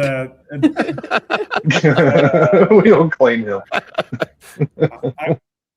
I will never forget the first time I played Final Fantasy VII and I saw Barrett for the first time. And I was like, oh, okay, man, the Japanese and the blacks are a fascinating combination. Oil and water. The blacks. I like that. The blacks. All right. I was going to say, dude, just real quick that like Cowboy Bebop had a pretty profound effect on my life as a child because I'd first seen it. I was probably like 9 or 10, and like the moment that I had heard, there's a specific song, "Clutch." It's in like the second part of the first episode. They're doing a chase, and like when I heard that kind of like sent me on the journey toward I want to be a musician. Like I need to be able to do what I'm hearing on screen right now. Like I'd never heard anything like that before that. I'd heard like country music and sing along folksy type shit. And like the moment I heard that, I was like, what is happening right now? Like I gotta have more of this in my life. And yeah, like that literally, like I got a trumpet because I had heard the music in Cowboy Bebop, and I'd spent the next, like I still play every day because of that. Like that's my life now. It's how I make a living. And it's because of Cowboy Bebop directly. Nice. That's really cool. I didn't know you were a musician by trade. That is incredible. Yeah. Yep. I mostly do like orchestration and editing music, but yeah, I perform in a few ensembles, and I do lessons at the conservatory in Cincinnati. And yeah, Cowboy Bebop is like the biggest part of that. I swear to God, like if I had to think of whatever got me on the journey to begin with, it was listening to the music in Cowboy Bebop. Well, I mean, I'm sure you know how many musicians have sampled Tank by the Seatbelts for their fucking songs. Like, it's one of the most sampled songs in music history. Oh, yeah. Like, universally, people love that song, man. Like, across all spectrums, walks of life. Great equalizer, Cowboy Bebop. I hold it in the highest regard. That's why it hurts so badly to see the lame-ass live-action adaptation. No, Zach, get this shit off the screen, not this. You brought this up. You said you want to talk about Avatar. No, not Last this. Airbender. This is it. One. This is the one Netflix got wrong. Well, this is one of the many that Netflix got wrong. Oh, okay. No, that AJ, find the which leaks one of you're these is the referring better to one? in the text. Yeah, what is this one? That's from the Netflix series, and the one on the right is from the Shamalama Ding Dong movie. Nice. Which was better? Like, Shamalama Ding Dong. Do you have posters of this guy in your room at all? I got a map. Nice. Of the worlds. Cowboy Bebop. I got the Blu-rays of. That's one of. Well, I mean, I am not an anime expert in even close. I'm like a boomer for anime, but that is the series that transcends like any kind of visual style. It's Cowboy Bebop is the anime to show people who say they don't like anime. 100%. Yeah, most definitely. I like it. I don't like anime, so. If you can't get like even just the like you said, the music is so much a part of it, and the theme is so catchy and different, and yeah, it definitely pulls you. It pulls you, and I had to learn how to watch it because there's like a prequel movie, and I didn't want to watch it out of order, so yeah, my kid helped me with that. I think it's because I know when I'm not so into anime, I think it's all the shonen shit, but all these main characters just believe in themselves and they just got all power. Me seeing Samurai Champloo, and you know the anime that I was introduced, they were so grounded, and then as opposed to seeing like Dragon Ball or something. So just seeing Samurai Champloo, just these three characters just walking, just on a little journey. Yeah, When they get it's to like fight, a real life drama.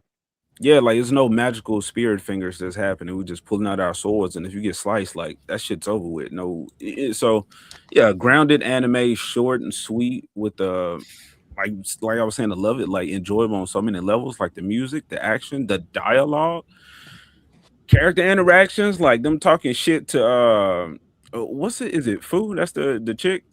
Yeah, Fu. Yeah, Yep. just the way they talk to her is you know how they say like they don't make comedy like they used to, like they don't make authentic interactions between people, the sexes anymore. So this is the link you sent me, AJ. What is this? You need to stop lying to your audience, man. What is this show?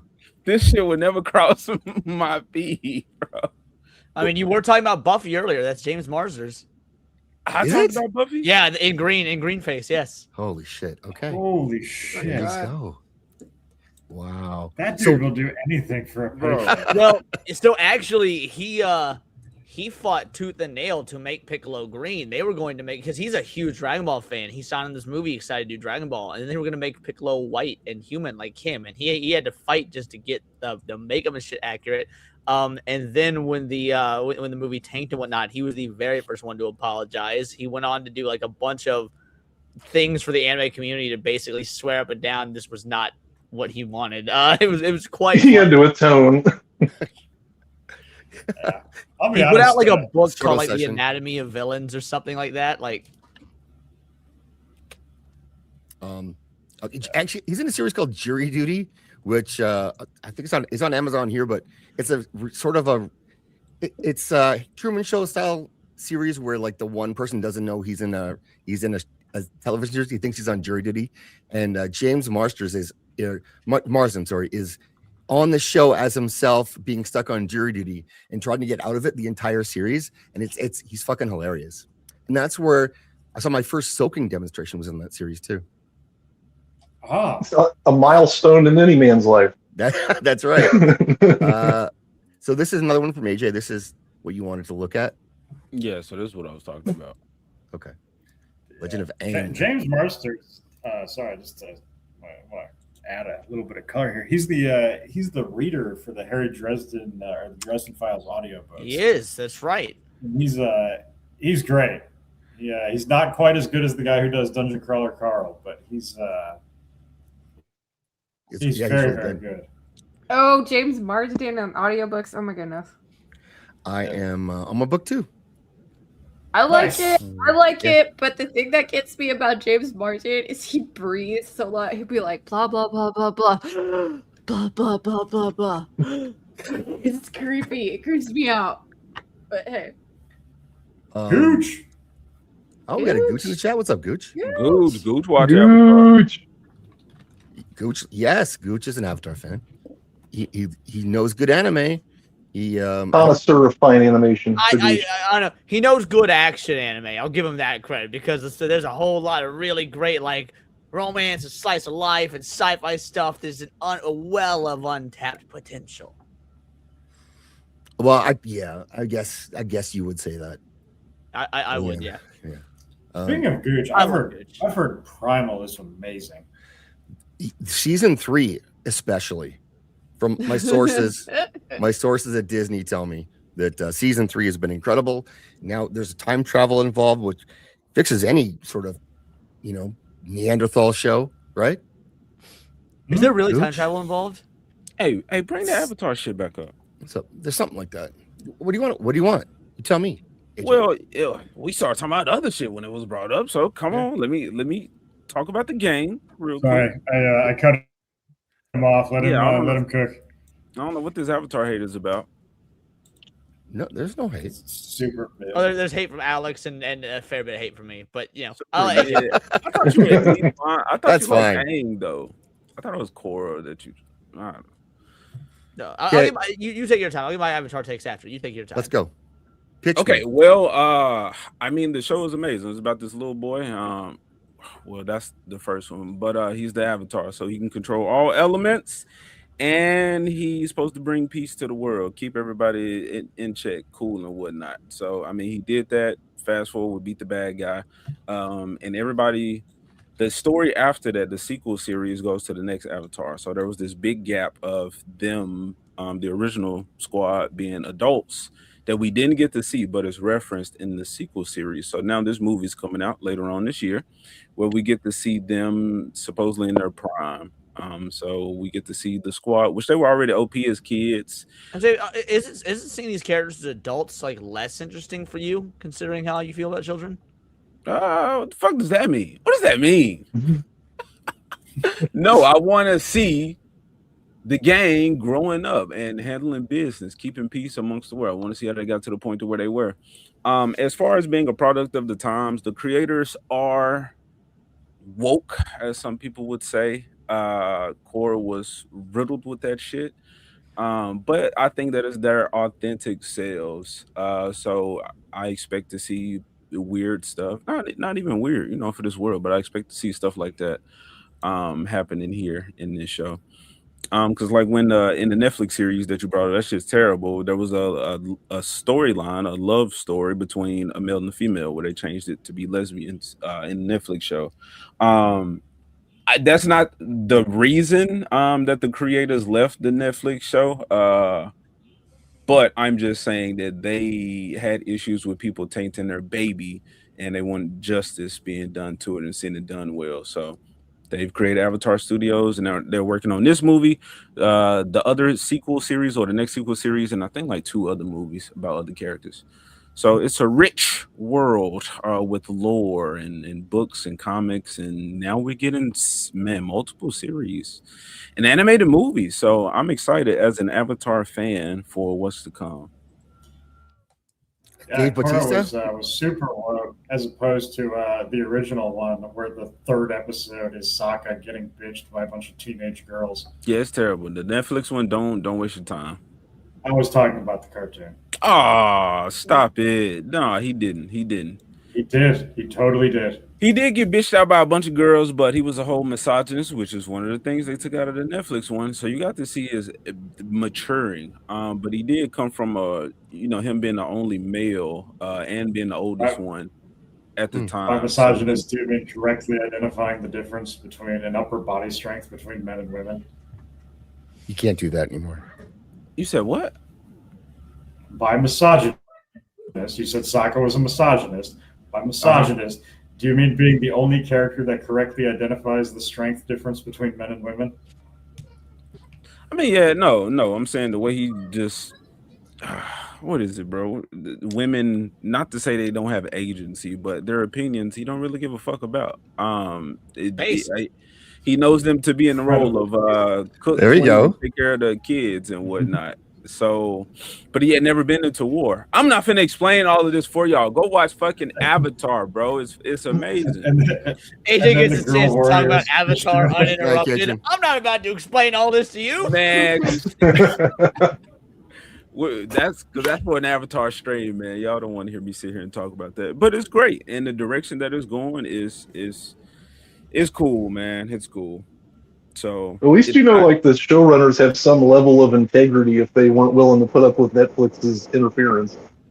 Yes, the showrunners made Korra. Okay, the showrunners have no integrity. No. And this is why I said they are, if we want to use fucking modern terms or whatever, if you want to call them woke or Korra woke, that is them. That has been their politics. I think they do a great. Not woke though.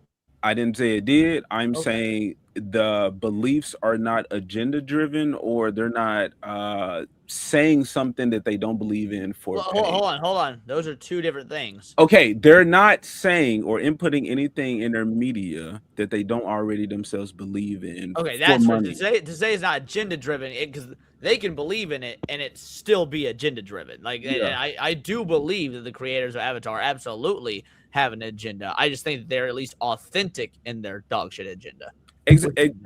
Yeah. I This is for think Gooch. they're authentic. Yeah, that looks amazing. That Yeah. looks really Damn. I miss You you, got Gooch. some little onion straws on the bottom. Classy. Come back and let's have touch buns again. Gooch, come on.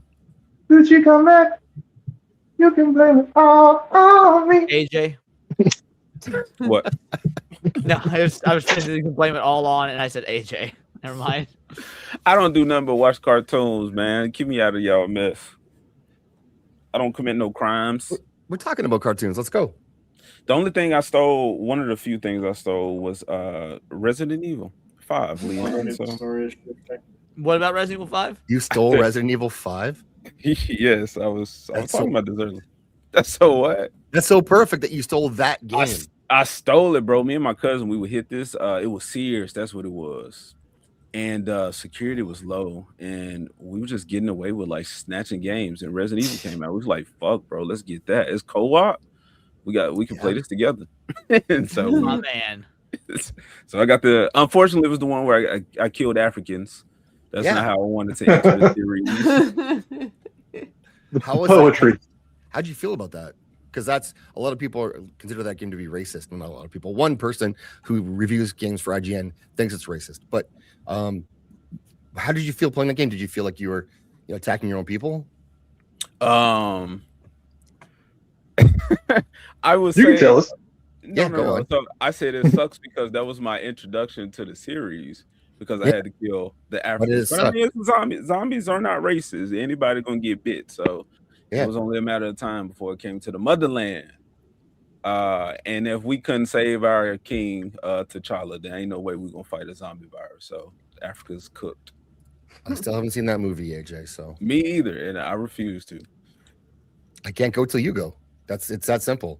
Hey, we holding strong. Fuck that movie. Fuck that movie, indeed. All right, One Piece live action. Let's go. I know, Leon, you haven't watched season 2 yet. Season 1, no, but I can give color commentary about whether or not, based on what you guys say, Please. holds up to the show, like to the anime and the manga. Yeah. Alex, you liked season 2? You finished all of it? We got to episode 3. I'll be back in just a That's second. where I'm at. Episodes in. Yeah. I my favorite thing about this show, there's two things. The first is that it is unapologetic in that it is goofy stuff. Like, everybody's just going to be a goofball at times. Yeah. And they're, are they embarrassed when they have to do goofy anime shit? Yeah, probably. But they grit their teeth and get through it. They commit to the bit, babe. Like, that's like the thing. It's like we're talking about why do we like this, and the whole show is so ridiculous, but everyone commits to it, and I really appreciate how much that it does stick with the anime. Like, they're wearing outfits that the anime people wear, and it looks silly, but they're doing it. And dude, the guy that plays Monkey D. Luffy, like, man, he is so like, I don't know how that guy has that much energy. Well, I'll say, that they grit their teeth and do goofy anime shit. Like, do you think that the people doing Star Wars, like, oh, we're gonna grit our teeth and do the lightsabers? No, you're in fucking Star Wars, dude. You just go for it, man. You're in Star Wars. Let's be real. One Piece at this point is far more of a global phenomenon and far more part of the zeitgeist than Star Wars in the modern age. So yeah, I'm sure they're quite happy to do that goofy anime shit. Yeah, you gotta embrace it. If you think about the, if you're talking about, your production team, you're talking about, 40s and 50-year-olds.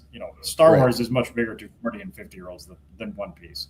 But the other thing, and this kind of goes along with it, but like when they're not doing goofy anime shit, when they're doing like serious stuff, it's really good. Like the conversation between Gold Roger and Luffy's grandfather, I'm blanking on the name.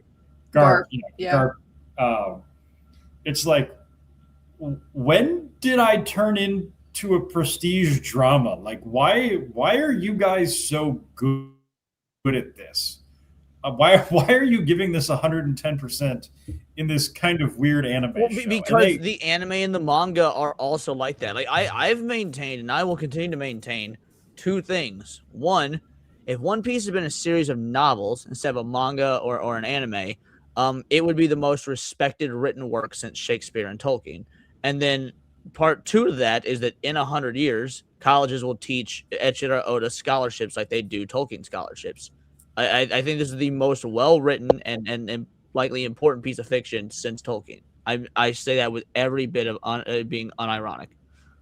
So I'm going to push back on that, not because I think it's lacking in quality, but because I think the people who decide what's important all have a stick up their ass. Mm-hmm. Okay, well, fuck them. I'm right because it's me. But yes, fair enough. I don't see a whole lot. Or this goofy shit is seen as a respected work, and not a respected novel. Like, I don't know if I could watch this animated, honestly, or I definitely wouldn't read the manga. Man, I will just say. Wait, why not? Out of curiosity. I just like. I don't know. It's like when I've seen like clips of it animated, it's just like it's too cheesy. Like it's just like the show is far cheesier than the anime. What are you talking about? I don't know. Like I don't like anime that much because. Well, right, but that's why I was actually more questioning why not read the manga. A, it's way faster. B, you get way more character depth development. The whole nine. Yeah, I guess that would be a good thing, but I'm also like not a huge like manga person too, and it's like there's so another thing. One Piece is there's like thousands of episodes. That's the issue. It's like well, I that's don't why even I recommend feel like where do you even can start? read all of One Piece in a couple of weeks because a chapter of manga is minutes long. Bro, I like anime and I don't want to read manga. Nice. I'm not a manga reader. One Piece is one of the few exceptions. I've read now. I'm not caught up on the manga currently, but I've been reading the manga since 2001. Yeah, okay, tell me. Wait. I gotta know this. Did they come back for the whale? Oh, don't spoil it. Come on. Patience, Lady B. Come on. I'm so worried about that. Was so Lady sad. B, I'll message you on X. Okay, I gotta find this out. Like, it's just that was heartbreaking. And that old guy with that weird thing on his head, like he just sells it. Like, yeah, dude thinks he's in a Scorsese film. Like, but that's why it works. Everyone, there's an earnestness to the performances in spite of the costumes and some of the silliness, and the dark parts of the show are actually really fucking dark, and you get the way they present it. It maybe not seem on the surface like that, but like everything in this is has a different dark slant to it, and it's not afraid to go there with the action either. No. Yeah. It's been 2 episodes in, I'm watching episode 3 right now, season 2, and yeah, I'm still loving it. It just works. The performances just work, and it's got to be one of the better series on TV, I think, currently. Man, it's definitely committing to the dumb shit, man. That's why I compared it to Scott Pilgrim. Like, you have to believe in this stuff, because like the Star Wars stuff, man, people I'm just gonna say my lines, I'm just gonna wear the costume, and it's like with these properties that we watch, man, you would think that it wouldn't be hard for them to just grab fans, like people that are so passionate, love this shit, that would want to do it for free. That you gotta pay people to like reluctantly do this shit and then like fucking hate it or like never look back. So yeah, commit to the bit, bro. Fucking have fun at this cheesiness, at this dumb shit, and then what you were saying, I think it was you, Alex, where they were saying like maybe we should just adapt this goofy shit, and it's like yeah, that's why we was here in the first place. It works, I think, and it works because the goofy stuff is done seriously. Yeah, like that clown guy that keeps coming back. Buggy, my favorite character. That's my tattoo. It's funny. Oh my god, you have a clown tattoo? Yeah, I have a Buggy. Yeah, I have a Buggy the Clown tattoo. Ah, that's awesome. His Jolly Roger. That's honestly got his wanted poster right there. Nice. Figures. Nice. What a great character. I love Buggy. Buggy's my favorite in the whole show. Yeah, he's funny. I also think there's some really awesome like prosthetic makeup in the show. Like the shark guy. That was really cool. There's some cool makeup. Well, that was my biggest worry was like I didn't doubt that they could nail the story. I was worried about how they're going to nail the visuals because it is a fantastical world. There's no there's no other way to put it. It's to be able to do that in live action and make it believable, but also still like have that air of whimsy to it. This is what I would like an adaptation of, say, The Hobbit, for example, to be. I don't want The Hobbit to be on Lord of the Rings. The Hobbit is for kids. It's whimsical. I want it more like this, you know? I will say there's a couple of things that I miss from the anime. And actually, Zax, you are a prophet. Oh, yeah. I was gonna say this exact scene is better in the anime because they have more time. Oh, is it? Okay. The one in the anime, like when you watch it, you legitimately get chills. You get the sense like, oh shit, the East Blue is about to change. We got our dogs here now. I thought it it works here too. Don't get me wrong, it's good here, but like, man, when this is the very first oh shit moment in the anime, and because it's that first moment, like it does hit different. I was actually very impressed by how well they pulled it off here. Yes, like don't get me wrong, they did a great job capturing 65% of the anime here. I'm gonna search up the anime. I was also just thinking, like, man, this came out, and I want to say there was on Adult Swim there was like this. And then there was Rock Lee versus Gaara in Naruto, like on back-to-back weekends on Adult Swim. And I really wish in all of Naruto. I really wish I would have known at the time that was as good as it gets. Like that my television watching was never going to get better. We whiskey peaked. We did. Whiskey pink. All right. Thank you. Someone got the joke. Yes. This is the anime version. I don't know how much this I can play without getting Japanese people after me. Yeah, they're very notorious about that. Damn. Yeah. Yeah, she goes in.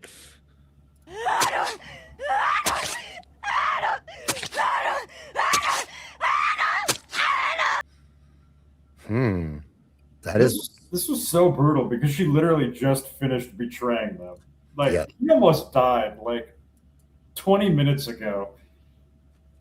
That's another thing that I love. Since it's such a long-running series, like this episode would have aired probably in 99 or 2000. When you watch it now in 2026, the animation they've dumped so much money into it now, so you can see the progression of the show's popularity, how it gets better and better as it goes on. Right. That's cool. Because compare this to what One Piece looks like now, and they're basically night and day different shows, but you can still tell it's the same show. Like they straddle the line well. I mean, why are you throwing dust at the poor guy? She's emotionally devastated. Like his voice is awful.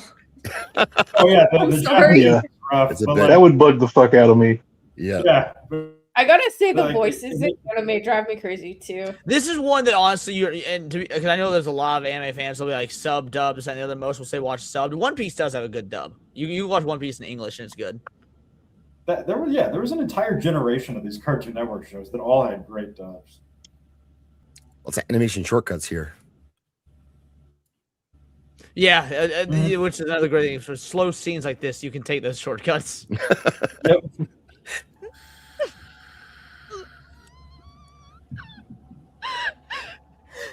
Man, I just remember watching this and just being devastated, like for her too. Like she's like objectively the bad guy here.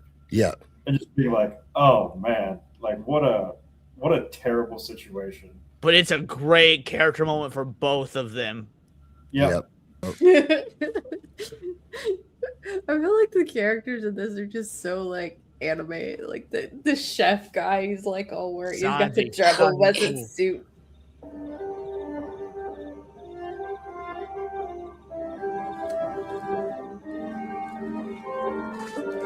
The music is good too.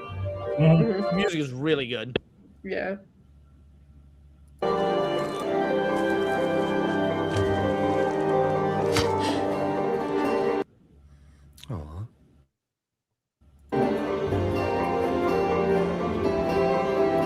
His casting is perfect. So good. Yeah. Yeah.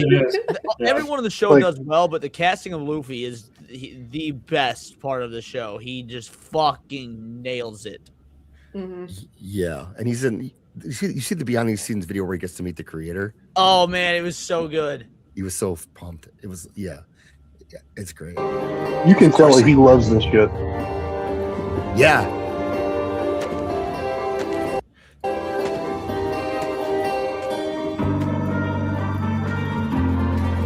There we go. Of course I will. He's so fucking good. Yeah. See, in the anime, it was almost like church music as they're making this long walk. Like, you know, like it sounded like gospel music. You know, like Jesus was coming, and the context was Jesus was coming and is about to lay a beat down on Arlong. Look at the positioning here. Everyone is the exact same as in the anime and the manga. You've got Usopp sitting there, Zoro fucking just, as the kids say, aura maxing, Sanji smoking his cigarette. Like, it's bang on. Look at that. Like I said, why did they choose to have it a nighttime scene? Because the prior scene, if I recall, is them setting the village afire. So probably for like the visual aesthetic of being able to see the fire and stuff. Anima. Just going off memory of season 1. Welcome, Anima. What's up, Rex? You fuck her friend or something? No. Not yet. What's up, Sith Lord? Also, as someone who hasn't seen season 2, my favorite character, the Straw Hat Crew, comes in on season 2. I'm curious how well she's done. Have you seen the character Nico Robin yet? You guys have watched 3 episodes? Miss Wednesday? Yeah, you're not going to be happy. Is it? What is it? No, you're thinking. Isn't she Vivian something or Nefertiti or something? Oh, her I'm fine with. That's yeah. I was actually. I actually. Oh no! You're good. No, Yeah, she's cool. We haven't gotten to Robin in the. Okay, gotcha. I was wondering how she actually does in like how the actress does because her look was perfect. You did see that scene, right, Leon? I haven't seen anything from season 2. I've seen literally nothing from season 2 aside from stills. Oh, you making sure not to? It's not really that I was making sure not to, so much so as the marketing for season 2 was honestly pretty light in the lead up to it, and so I didn't realize when it was. We didn't even know it was on. Yeah, I didn't either, and so I 4 days before it dropped, I had canceled my Netflix. I was like, I'm done paying $25 a month for this shit that I never fucking watched. Then 4 days later, I was like, Yo, Leon, you ready for One Piece season 2? I was like, Is it out? Like, it came out today. I was like, Well, I just canceled Netflix 4 days ago. I'm not re-upping it now. I'm gonna give it like a month or so I can feel justified in my cancellation. Hey, go watch that clip. I think they did her justice. Or just wait.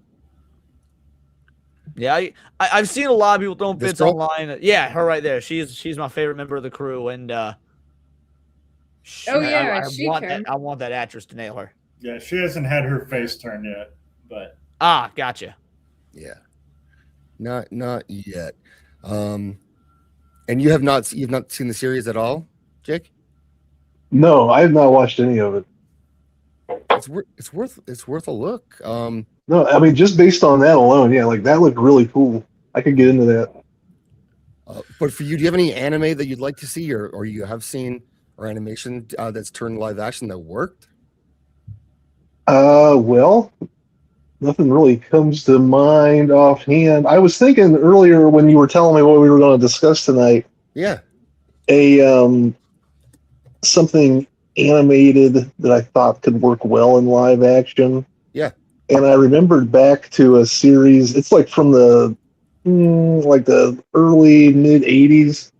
Golgo 13. It was about like a world-class assassin. Yeah, and like I thought, damn, dude, there's so much in there that could make like such a really awesome series. I could see that being turned into live action fairly easily because it's like a pretty realistic anime.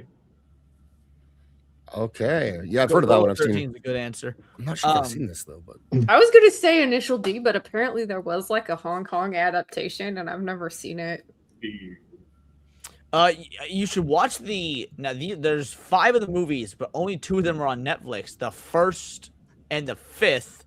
And the first is a prequel, so you don't really need to watch it. And the 5th is obviously at the end. So the 3 that matter, the 3 are in the middle. You should watch the live action Rurouni Kenshin movies. They're a top 5 sword fight choreography and film ever movie. And they're Japanese, so you have to deal with subtitles, but they're incredible. For 7 months, Jerry, what's up? From Jerry. Oh, it's a poem. So I need Lisa, Lady B, to read this for me, please. From the night, there's a light. From the heart, a bright. Totally screwed that up. From the night, there's a light. From a heart, bright. Thank you. There you go. You didn't eloquent as always. You got it. I'm tired. It's like here. I can't get like, I don't know. Eastern time is weird. Like I get like when we moved here, like it was just that 1 hour difference that messes you up, and then it was daylight savings time the next weekend, and I still like I wake up at 7:30 and it's still dark. It's so weird. Cindy. Hey, how's everyone doing? Cindy here. Hi, how are you guys? Awesome surprise. Do you have a tail today? Do I have a what? A tail. Oh no, yes, it's your I do. hand. Okay, just kidding. No, I get tail in the small thing. I do have a tail. It's just I forgot to color it black, so it's still blue. Ah, that's funny. How are you But doing? the physics on this are great. They I'm are. doing okay. Yeah, I like it. Yeah. Like basically have no sleep today, maybe like 2 hours, but I can't sleep, so there's that. Ugh, that sucks. All right. Well, this is perfect timing because we just had a poem read and did a decent job, and you're here. So you will see the master of poetry. Enjoy, my friends, from the shitlord poet. Who rhymes.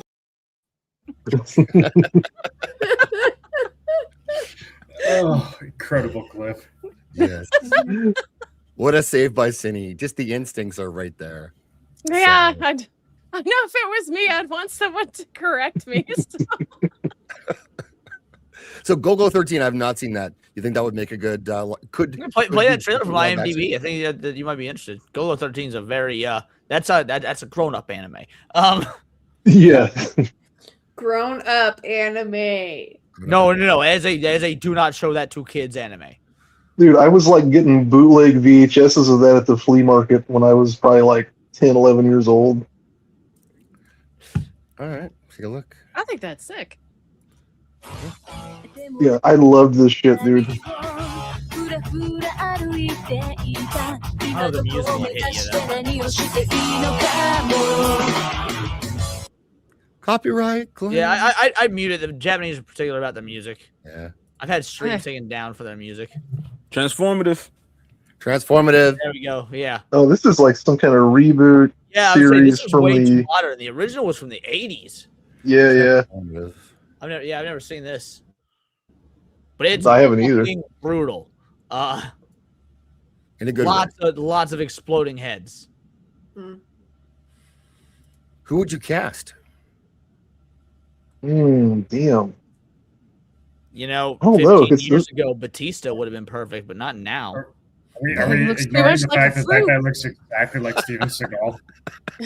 He does look like Steven Seagal. Oh my god. Too tall.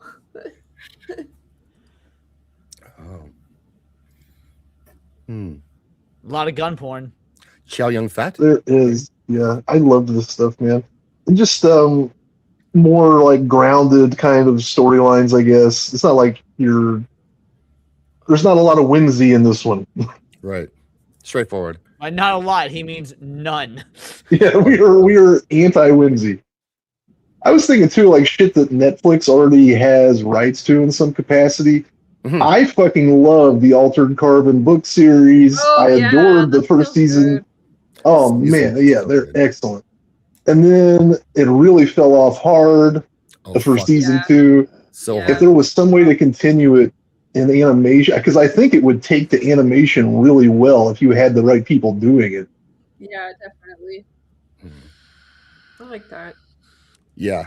Season 2 was awful. I couldn't finish it. And season 1, I was so into. Like, it was fucking awesome. And season 2 was bro. garbage. I still go back to season 1 sometimes just to watch it through. Just like I think about it all the time for some reason. It's always stuck with me, and I'm like heartbroken that we couldn't get the continuation. Man, they're just cannot deliver on season 2. It's proof that Anthony Mackie ruins everything. It's true. I don't even like really hold him accountable for that. He was like, dude, this was going to be bad no matter what. Yeah, he does. While true, going from Klinsman to Mackie was just like one of those like, ew, we just suffered a massive downgrade here. Like, anybody that really play Clarence in 8 Mile? Okay, yeah, he was doomed. No, he was born under a bad sign right there. Plus, he doesn't act. He just plays himself, and that doesn't work for him. Hey, Joel Kinnaman could maybe be a pretty compelling Golgo 13. Yeah, he could. Yep, he was awesome in Altered Carbon. Great season 1, and boobs everywhere. Lots of naked chicks. Like, I love it so much, dude. I love the music. What could be better? And that got me into the books. Like, I'd never heard of Altered Carbon until that series came on, and like I have the whole collection now. Cine Girl, we're talking about anime and live action adaptations of anime and animation. And we're skipping, well, as much as AJ wants to talk about, he loves the Disney ones where they've, like, especially the Lion King, where they when they brought it to live action animation, he can't get enough. But other than that, like, we're not going to cover those. Anything you could think of that you've seen in animation that you think they could possibly port over to live action, similar to One Piece, without destroying it? I don't know. I don't think so. I don't even think like didn't a lot of people bitch about season 2 and how bad it was? Like they did really well with Rurouni Kenshin. If you haven't seen that, go check that one out. Funny, I said that like 10 minutes ago before you got here. Base. Yeah, it's a really good one. He knows what's up. Yeah, I would own the DVD series if I could freaking find it. But I'm trying to think. I think if they really wanted to take one that would be a lot easier to do, Apothecary Diaries, I think would be feasible. Okay. That's a new one for me. It's got a really Are good they story. doing a live action of My Dress Up Darling? I heard they were. I don't know. If it's know. true. I'm pretty sure I heard that same thing. That would be another one. Tell me what is this? What is the series about? Oh, it's a TV series. Yeah, it's a live action series. Oh my god. Oh no. Apothecary Diaries. Yeah. Oh, it's got beautiful animation. The story is actually pretty interesting. What is the what's the basis? Like, pitch it. She's more of a pharmacist or an alchemist. She knows more about medicine than she does about people, and so she's kind of like she works for the emperor's court, and she gets into a lot of situations with this guy who is like a general. It's been a while since I've seen it. I haven't seen season 2 yet, and he's like, that dude's supposed to be like the most beautiful man in the empire, and it leads to a lot of funny moments. It's very interesting, like a lot of detective work that uses real life cases or like real medicine problems that happened back then, like women using a lot of makeup that had particular poisonous powders in it, and their refusal to stop because they were courtesans, and they felt that if they stopped using makeup, they would be seen as ugly and unwanted. Yeah. So it's quite fascinating. I really liked it. Okay, that's Where cool are his concept. biceps? The biceps. And then, like, yeah, the artwork is just beautiful. All the courtesans are gorgeous women. It's phenomenal. Highly recommend. Alex, you got a couple in the chat there for me. The Big O? What is that? Oh yeah, Big the O. Yeah, that could be awesome. Oh, This was a wild series back in the day, and I'm trying to describe it as like picture Batman, except that imagine at the end of every episode when Batman goes to fight like the villain of the episode, they both bring out giant mechs. And that's actually pretty close. when he says think of Batman, like literally Batman the animated series, not only did the same team work on it, but also is like your main dude is a Bruce Wayne style character. Yeah. It's and you can tell very Batman. Yeah. And it is beautifully done. Like I'm convinced they only had the black, white, and red crayon when they were animating it, but like it's really good. Roy Orbison. It does look like it totally looks like Batman. Oh my goodness. I'd watch this with Roy Orbison in it. He'd be great. Roy Orbison is big. Oh. Yeah, that's what came up when I searched it. I don't know. Like That's this so is funny. the first thing. Roy Orbison. Okay, but everything else is this series. I saw someone in chat earlier say Trigun, and like I think that could be interesting live action. I don't so. trust it. No, Yeah, they would actually need to understand Vash and the story to be able to do that. And I feel like that's like a prerequisite for all of these, though. Like, who are we going to trust with our beloved animation? Right. The stuff that's like simpler and straightforward is easier for them to at least not completely fuck up with. Maybe, or maybe not. Like maybe One Piece being so over the top in some cases is what made them make it properly. I don't know. IGPX?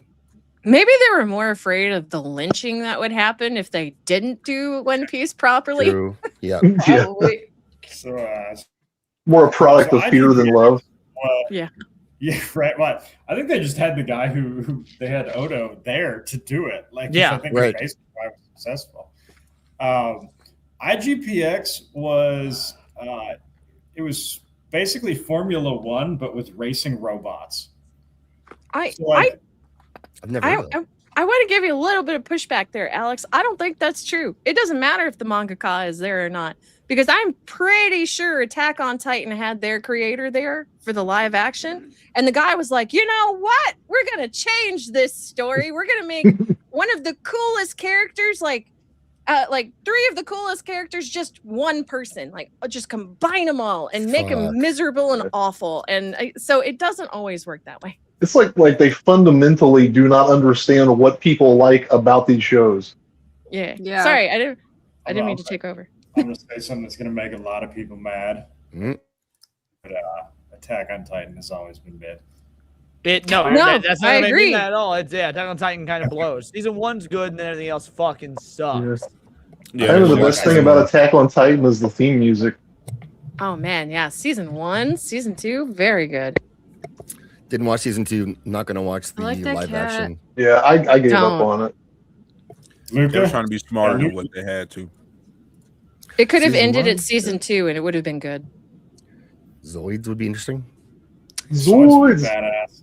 Liger Dude, Zero. I don't know how you pull it off, but Oh yeah, Zoids is dope, but I mean, I don't know if y'all said it, but Gundam, there's an American. They can now. Gundam movie is coming out. far too deep and political. They cannot do Gundam. It is, No. and it's an American one, so that's just dead.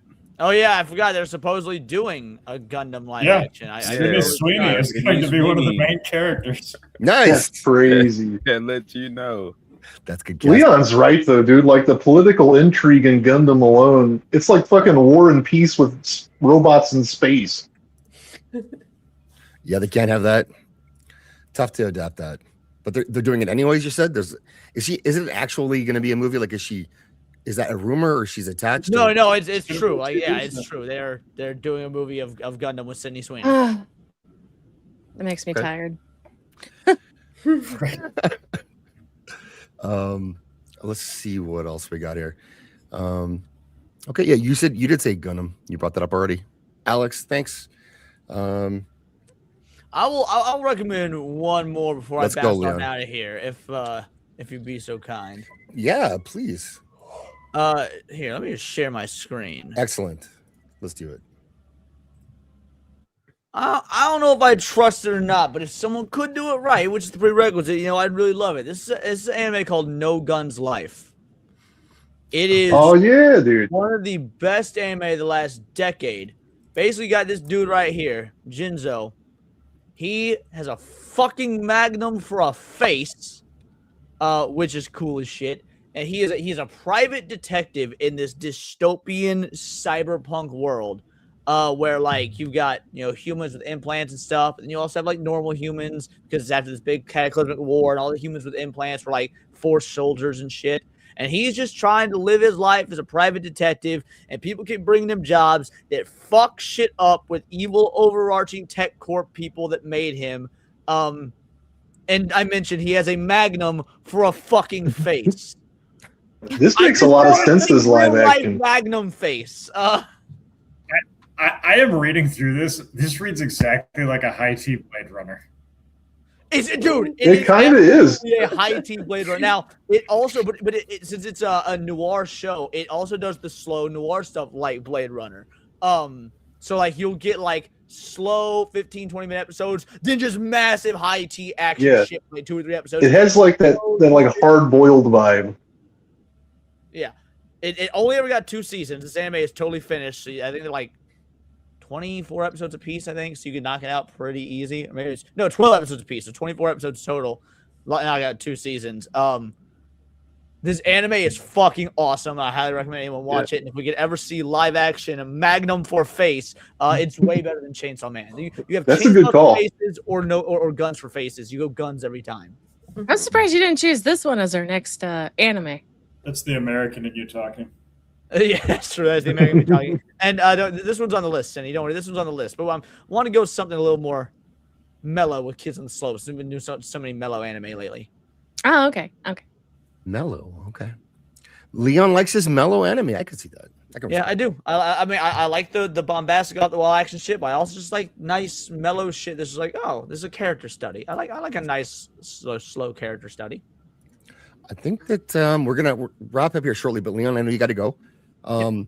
Before we go into a couple of hot takes, quick. If you guys have seen this, if you think these are good or not, I got 3 I'm going to bring up, and then we'll go around. What do you think? Thumbs up, thumbs down. I was just about to say. Yes, the South Korean Death Note movie. I think there's 3 of them are good. They're good, Jake. Yeah, these are definitely, especially if you want to compare them against what we got on Netflix a few years back. It's like a night and day difference. This is what you want to see. Now these came out in like 2010 or something. So the effects, and they were already low budget at the time, so the effects aren't good. But in terms of capturing the story and everything, it's good, very good. You gotta admit, though, Willem Dafoe was meant to play Ryuk. Oh, Willem Dafoe does a great job. Yeah. Too bad the rest of the movie exists because he nails it. Right. That's basically my sentiment. Yeah. He could do no wrong. Basically, Willem Dafoe, fucking rules. I adore him.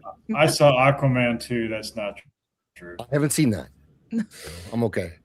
It doesn't exist for me. Alita Battle Angel. I saw that. That was an interesting movie. Yeah, I didn't see the anime, so I can't compare. Yeah, I didn't see the anime or read the source material, but like I've seen the movie. It's a good movie on its own, and people who are fans of this anime and manga say that it's probably the best that could be done, given like the limitations and changes and alterations you have to make to change the mediums. If anime fans are happy with it, that's so very rare that I'd say it's probably good. Yeah, I've never heard a lot of like serious gripes about it. Yeah. I heard like a lot of scenes were one for really one. Captures the creepy pedo energy of the original. What a great villain. Yeah, I thought it was interesting. Not the villain. But I watched it. Like, there's a old I don't know if it was like a silent movie or something, and it's Russian, but it was what I think this was based off of. But even it was a good adaptation of that. Nice, Dick. Yeah, that's accurate. I think. So, is she like a female Astro Boy or a Mega Man? Yes, that's exactly pretty much. Yeah, I have not seen this though, so it looks cool. I haven't watched it. I probably should. You like it just because you're like you enjoy sci-fi stuff. I mean, this is a very good sci-fi story. You would like it. Yeah, I'm sure you dig it. And then one more, Bleach. Please. I never saw this one, so I can't. Yeah, I've never seen that either. I have no idea what this is. That looks like the play, not a live There's action. a Bleach play. I guess There it's gonna be is. There's, Oh my there's God. well, I think it's a musical more than a play. That's funny. Just keep digging. I don't A know. musical. I feel A like musical. Holy I'll be shit. honest. Bleach strikes me as one of those animes that if they were to novelize it, it would all of a sudden become like the most popular piece Last of one, lit. man. Like, Do this one instead. You might. And be with right. that, I'm taking my leave. That's your cue. All right, thanks, Leon. What's going on with you? Where are you going to be next? What are you working Literally on? in 9 minutes over on my gaming channel, me and Hypno go. are finishing out our playthrough of Reanimal, the co-op atmospheric horror game made by the people that did Little Nightmares. So if you want to come hang with me and the crew, we've got several people in chat already. We'll be doing finish up Reanimal over on Glitch in Paradise. Oh, and you're giving. Okay, I'll send people over there. And then Nice. I'll see you all in Florida. For those of you guys that are going to Florida, I'm got a plane to catch tomorrow morning at 10 in the morning. So we'll see how much sleep I get tonight because I still got one more stream to do. Gunsmith Oh, yeah. Cats. Yes, Leon. on your Gunsmith trip. Cats would be awesome, except for they'd make the women insufferable girl bosses because they're actually well written, strong female characters. Yeah, I Yes, just they'd don't have think to they'd correct be able that. to do that. No, that's not their style. All right, Leon. Have fun. I'll see you over on your channel. Sounds Be good. Be guys. safe on your Godspeed, trip. Yeah, have a Leon. good trip. Yeah. Deuces, everyone. Peace. He can't wait to get Peace. wet. That's what it is. Alex, what's up with you? White Cloaks. Nothing. Just watching through the One Pieces. So it's been pretty good so far. Yeah, so far so good. I'm taking my time with it. I'm not going to rush through it. So, and there's no spoilers because there's spoilers already for the manga and the anime. So whatever, I'm going to enjoy it. Take my time. Jake, first time on. Thank you, dude. I appreciate you jumping on. Absolutely, man. It was really fun being on here with you. I appreciate you inviting me, getting to be here with this distinguished panel. Yes, so, I don't really have any streaming plans coming up. I've only done this twice now. I don't know. I've done Sergeant Giratina's a few times, Lieutenant Giratina's.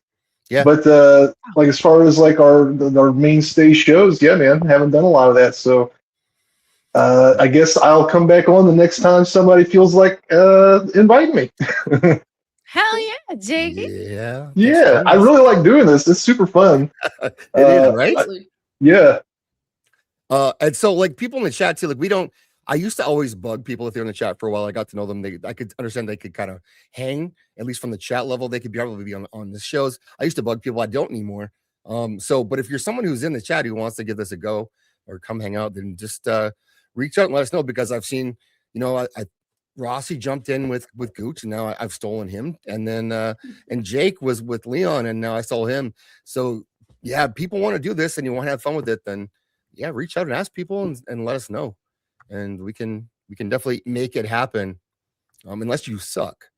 Then something catastrophic happen. Yeah, if you suck, just go fuck yourself. And what we'll do is we'll pretend that we just somehow can't exit the stream, something like that. It'll be fine. We'll cover. Yeah.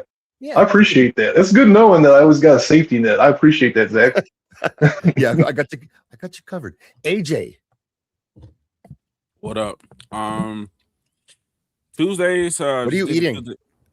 Domino's pizza. Attaboy. With the meats. No chicken tonight, Zach's. Ooh.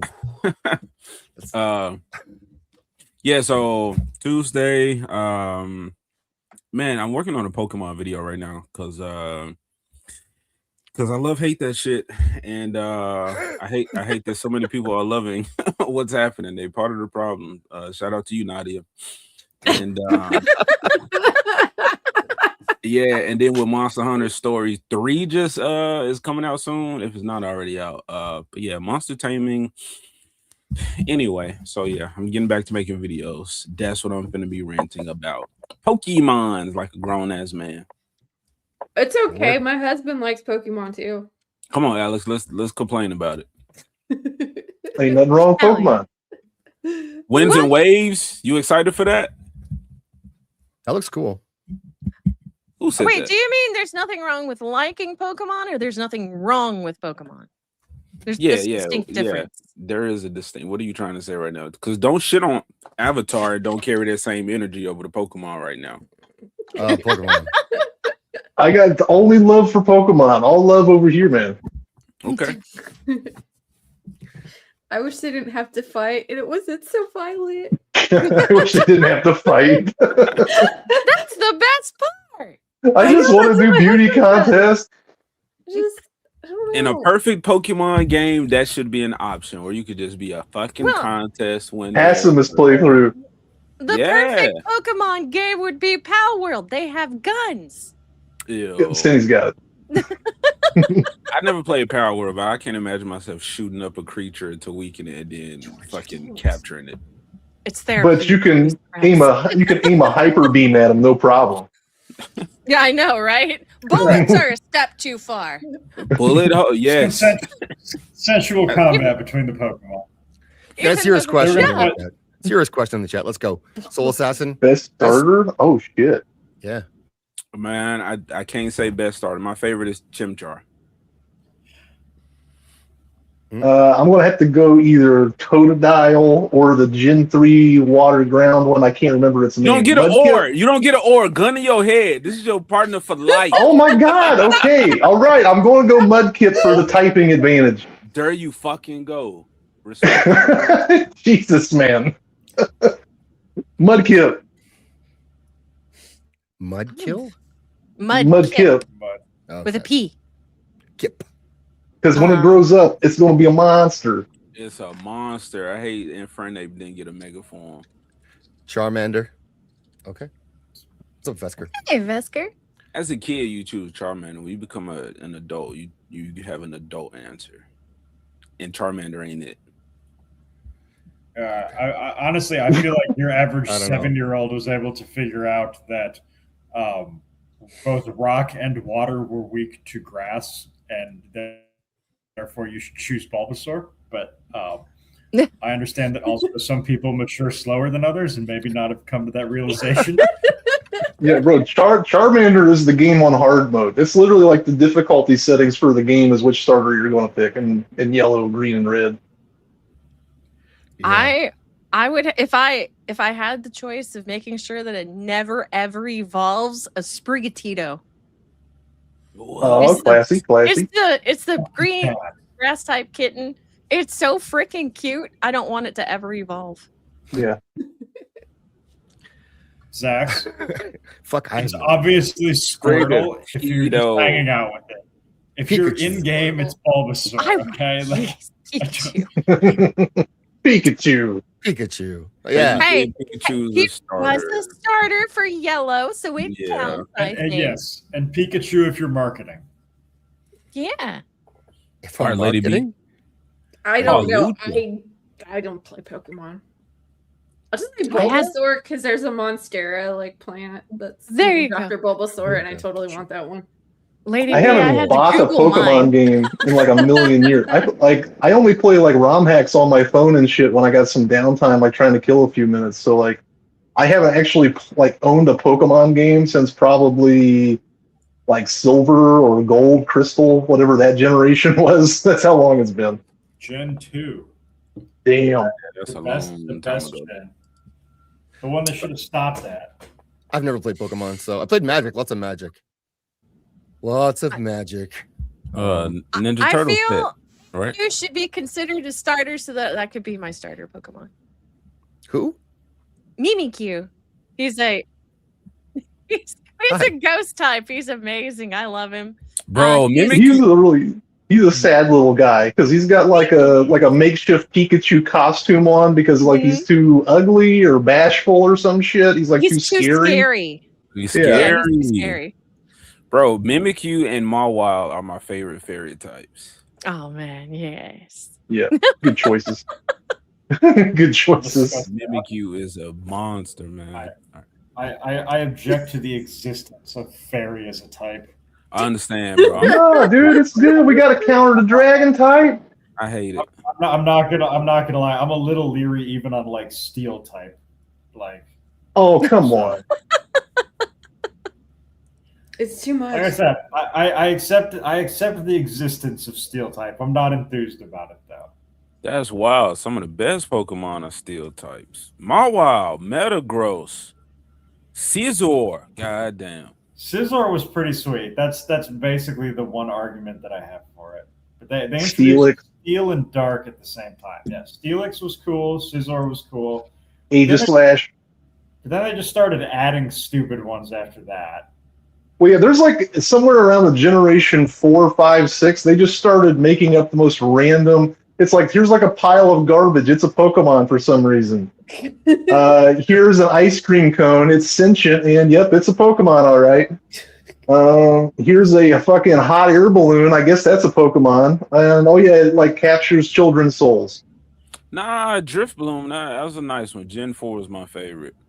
Oh my god, I was cool with that. It's a balloon. Kids like balloons. That's so, creepy.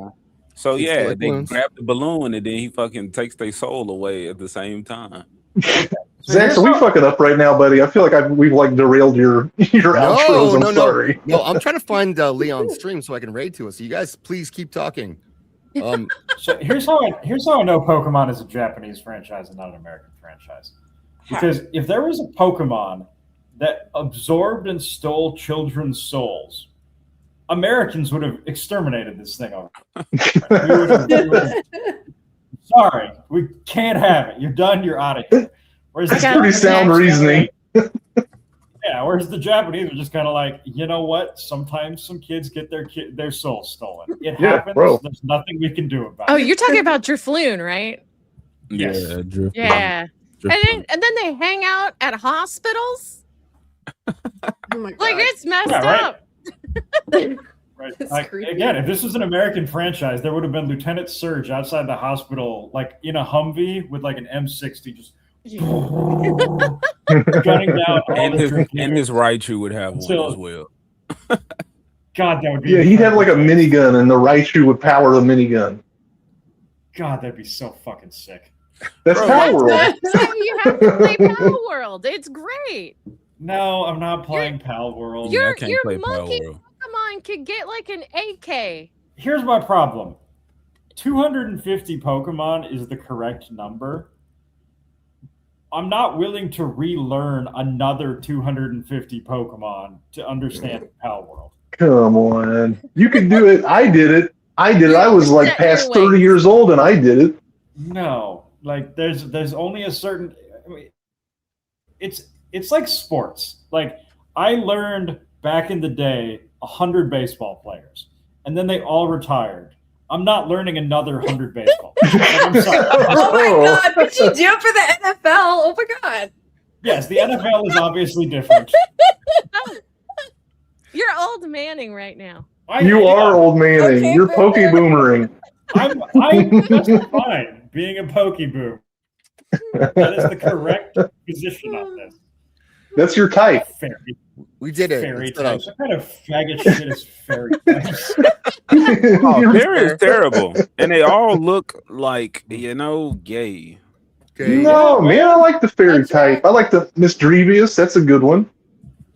It's like a fairy That is ghost. a good one. Yeah. Yeah. Yeah, but the ones that were already established that they put fairy type on, that's one thing. But then when they start making like Sylveon and shit that new fairies. Okay, yeah, Sylveon's not so great. I'll give you that. They're all fucking pink and fluttery and they don't need to be. Here's the other stupid shit about fairy type is it used to be back in the day that what your types were super effective and weak against made sense. Yep. But now they have fairy being good against dragon. And I don't know about you, but I'm pretty sure Smaug is going to set Tinkerbell on fire. So I don't know why fairy is super effective against dragon. That's stupid. I think anime teaches us that the size does not determine the power level. So you can have all of this crazy natural magic in this tiny little fairy body, and you have the fairies could be like forest protectors. Do you got the deities as well? But I think it makes sense because then you got the steel. I was like, what the fuck? How is this fairy weak to steel? Well, with technology and the advancement of the human race, and then now they can compete with the supernatural. So that's why fairy weak to to steel. Well, like, why is steel weak to fighting? I feel you. That's retarded. But the Pokemon are strong enough to where they punch into steel. Here's the I thing, guess though. it don't make sense. This is where I reject your Dragons your are supreme. ideology. There we go. Thank you, Dragon Master. The bigger Pokemon are the stronger Pokemon. Like, they evolve, they get bigger. Yeah. You're never going to be a Pokemon master with that attitude. You're not. Why are the smaller fairies good against the big dragons? That's This motherfucker don't even know about the power of friendship. He can't be the very best like this. This is just not going to... This dog will not hunt, Alex. I'm going to catch all the Pokemon. Well, now there's like 1,000. All 251 real Pokemon. It's too fucking many Pokemon at this point, and that's Which is- Pokemon's problem, man. Which is the I other agree. issue. Is back There are... back in the day, you could complete the Pokedex. Now, are you telling me in Gen 53 we're going to be able to complete the Pokedex, all 10,000 fucking Pokemon? No, that's stupid. You're never going to complete the Pokedex. You should. It's annoying to me that they won't put them all in the same game. Like, you have to play like a special, like ROM hack version of the game to actually get all the Pokemon in the same game. Like, that bugs the fuck out of me. I don't know why they won't make a game like that. Right? It's terrible because with every new game they're talking about they couldn't put this amount of Pokemon or the system couldn't fucking handle this. It's like people keep letting the Game Freak or Nintendo, whoever the fuck, get away with this excuse.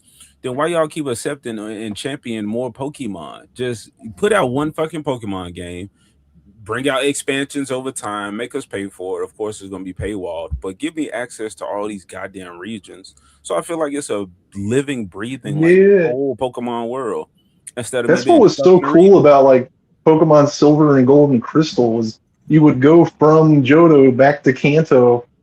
I don't know. There was something amazing about that to me as a kid, man. Like, oh my god, all these different life forms on this other side of the world, and I can go over there and catch them now. And I was here in the last game. Like, you don't really get that now. Dude, the realization that you could get more than 8 badges in Gold and Silver was a fucking game changer.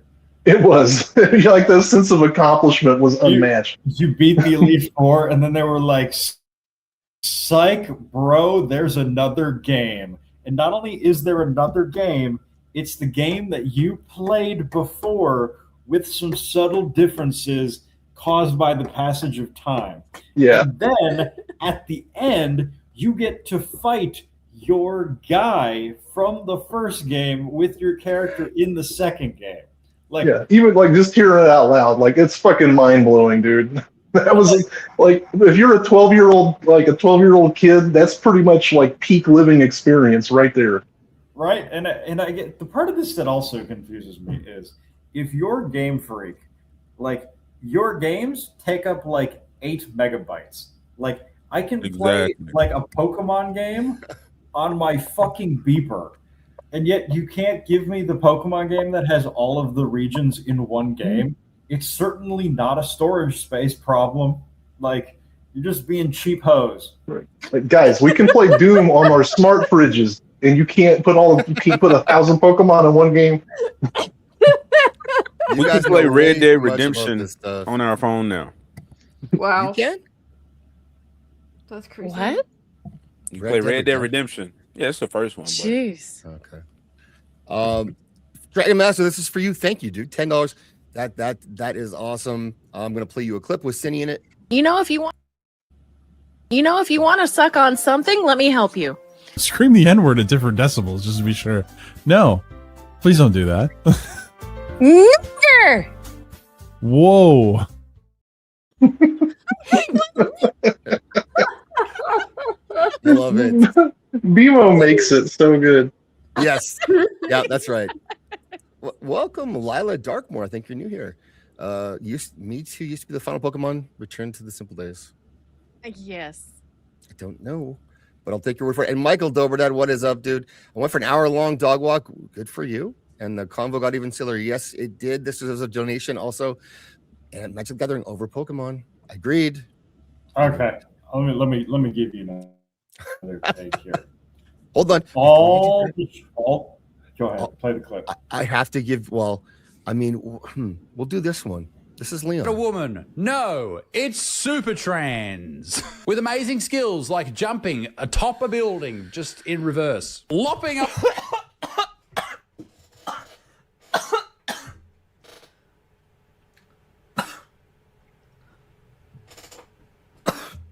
Holy shit! I wasn't expecting that. What's that, guys? That was the time Leon almost died.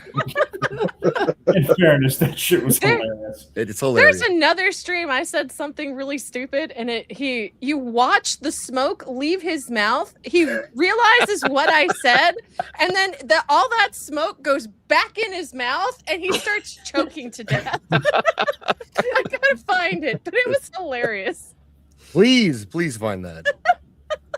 Sounds awesome. Go on, Alex. In regards to the Magic the Gathering better than Pokemon thing, like, okay, fair opinion to have. But also, all of the reasons that we're bitching about Pokemon applies way worse to Magic the Gathering. How many freaking Magic the Gathering cards have they printed in the last 5 years? Like, does anybody remember Black Aragorn? Oh, yeah. Like, Magic the Gathering does not have any leg to stand on when it comes to criticizing other franchises for cheap, shitty expansions. They are the king of cheap, shitty expansions. Fortnite of card games. And the Ninja Turtles just dropped. Yeah, basically. That's funny. In Magic the Gathering or Fortnite? Magic. They've been in Fortnite. God. I mean, this is hold on. This is Aragorn though. He looks perfect in this. This is when you close your eyes. Tell me that's not Aragorn. Come on. Oh my god.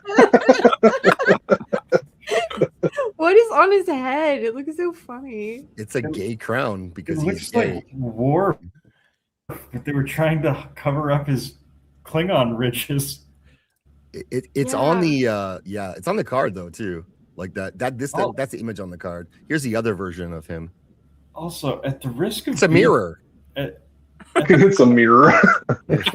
He's so mad on the left. At the risk of being accused of being racist, why did they draw his lips so big? Yeah, I was thinking the same. Nah, them lips nice. Not in this one, the other one. If you go back to the other ones. We was Kangs. Yeah, indeed. There it is. Beautiful and regal. Yep. I mean, I'm sorry. I'm saving it for Yakub. You immediately know that's Aragorn. Yeah, there it is. Okay, you go. You want to rant a bit more about Pokemon? You can. No, I'm good. I'll send No, we got it out of our system. I'll send you my manifesto. It's only 280 pages. It reminds me of that time we went to the Grand Ole Opry with your best friend, and it was like we got out at like past midnight. We're walking back to the car. All they talked about was Pokemon. Two grown ass men. It was hilarious. Bro, We got a lot of opinions on the matter. It's sad to There were see the thoughts. state of Pokemon, man. Have y'all seen that video where the guy plays? I'm sure it was random. They said it was random, but he plays the Pokemon theme at the wedding, and then everybody just like joined in. I have not seen that one. Dude, I don't think I could even do that. Can I respond to that particular comment? Yes. He's a closeted gay black man plus dominant woman. White woman is such a weird combo. Well, yeah, but with the way they do things now, the only way she has a chest is because she took his testicles and put him there. Right. Yeah, that's right. Hard enough. It looks like a black man. Yes, it's true. We was Kangs, indeed. No, I agree. Yeah. All right. So we are planeswalkers. We lost Alex. Yeah, I'm Lost guessing Alex. his computer ran out of battery. It happens a lot. He realized that he sounded gay talking about Pokemon. So Yeah. So that in shame. yeah, he ran. Sydney, what's up with you next? Where are you going to be? Thank you for jumping in with us. I appreciate that. Oh you? yeah, I'm so sorry I showed up late. I feel awful. But I will be over on BMO's Arts channel next. We are playing Baldur's Gate 3. I will make a link in X. I got scolded today because I did not put any follow-up links on where I would be. So I'll try and rectify that. So it was quite funny. It was very heartfelt, and they were sweet about it, but it was hilarious. And good problem to have, right? yes, it was. I was cracking up the entire time.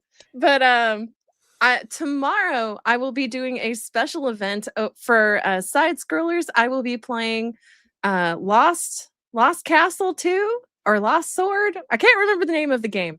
But I'll be playing with Kirsha, Pickle, and Leaflet on Side Scrollers Plus and on Rumble. So go check it out. It'll be at 7 CST or 8 p.m. Eastern. So I'm really, really excited. Yeah, that's what's up. Sydney is killing it. He So awesome to see you on that show. thank you. I'll be there on Friday as well. Nice. Goes up. So as I was saying, trying to say, I can't talk right now. So BMO's channel link is in the chat, so you can go check out Cine over there. I'm going to send you to Leon, but if you want to DP the streams, you can open up a couple of browsers. You can watch them both. They would very much appreciate that, and go sub to both of them because BMO is working his way up to 500, and I think he's getting close. I think he's at 477, so a sub would be really appreciated. Let's go help him out. He's a great guy. He's been on the stream before. He's going to be on Circle of Jerks again in the future. And and Leon, his new channel, Glitch in Paradise, will send you there. Please sub to him. Get him going on the gaming side. And before we get out of here, on Saturday, Circle of Jerks, we're going to be covering this fucking weirdo who Miss Sparkles turned me on to.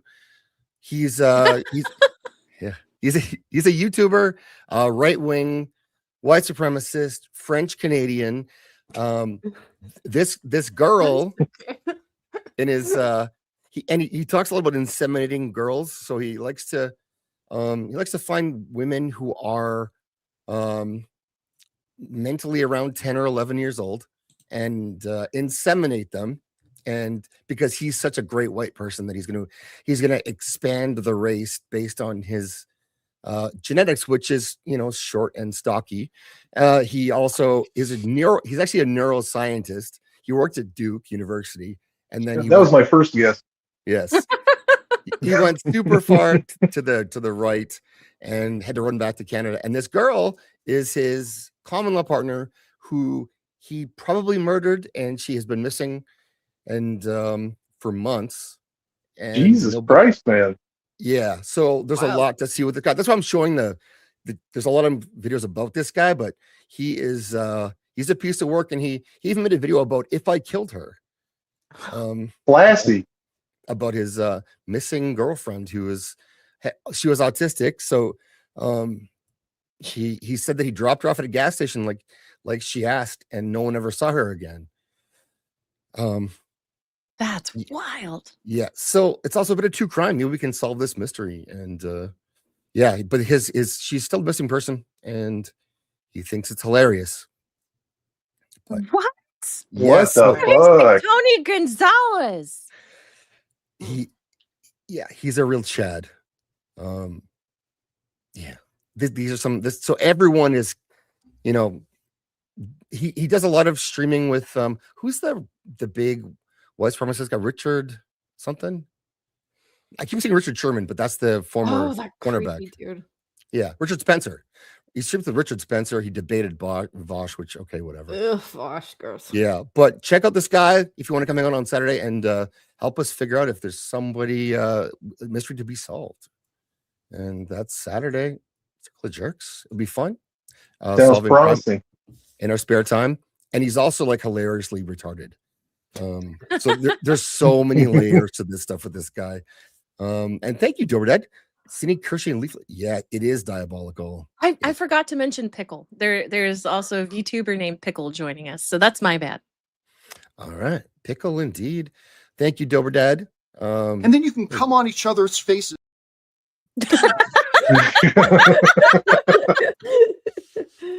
True Aztec $1. Thank you for the super sticker. Here you go. This is a fun one. I love this one. These black people are horrible and genetically predisposed to being evil and I love her. Yeah, me too. Stay safe, Kitty. She's getting bombed. Oh, good God. Yeah. Oh no. Okay. Yeah. I do hope she's okay. Yeah. I've heard recently from her too. She's doing okay, but like it's close to home. So yeah, stay safe. And with that, I'm gonna play us out of here. Unless Lady B has something you wanted to promote or talk about. It's a little late, but I read the Silo trilogy and I have thoughts about this, and the freaking author is insane. What trilogy? The Silo trilogy. Oh, Like okay. Wool, Shift, and Dust. Yeah. You like the third book? I did. I binge read them, and they were fun to read, but it's not good writing, and the story is so very much of its time. It's like it was written 2012. Like, it's just YA dystopian literature. Well, I like the series. I'm enjoying. Yeah. The author though, he's crazy. Like, I just kind of had to go on a deep dive on this. So I wrote like an essay. I need to record it and stuff. So yeah, you should record that. Come on. Yeah. Let's go. Yeah. We're out. Trans people, let's pay your respects, and then please go sub to Leon or whatever. Tell him to go fuck himself. That's fine too.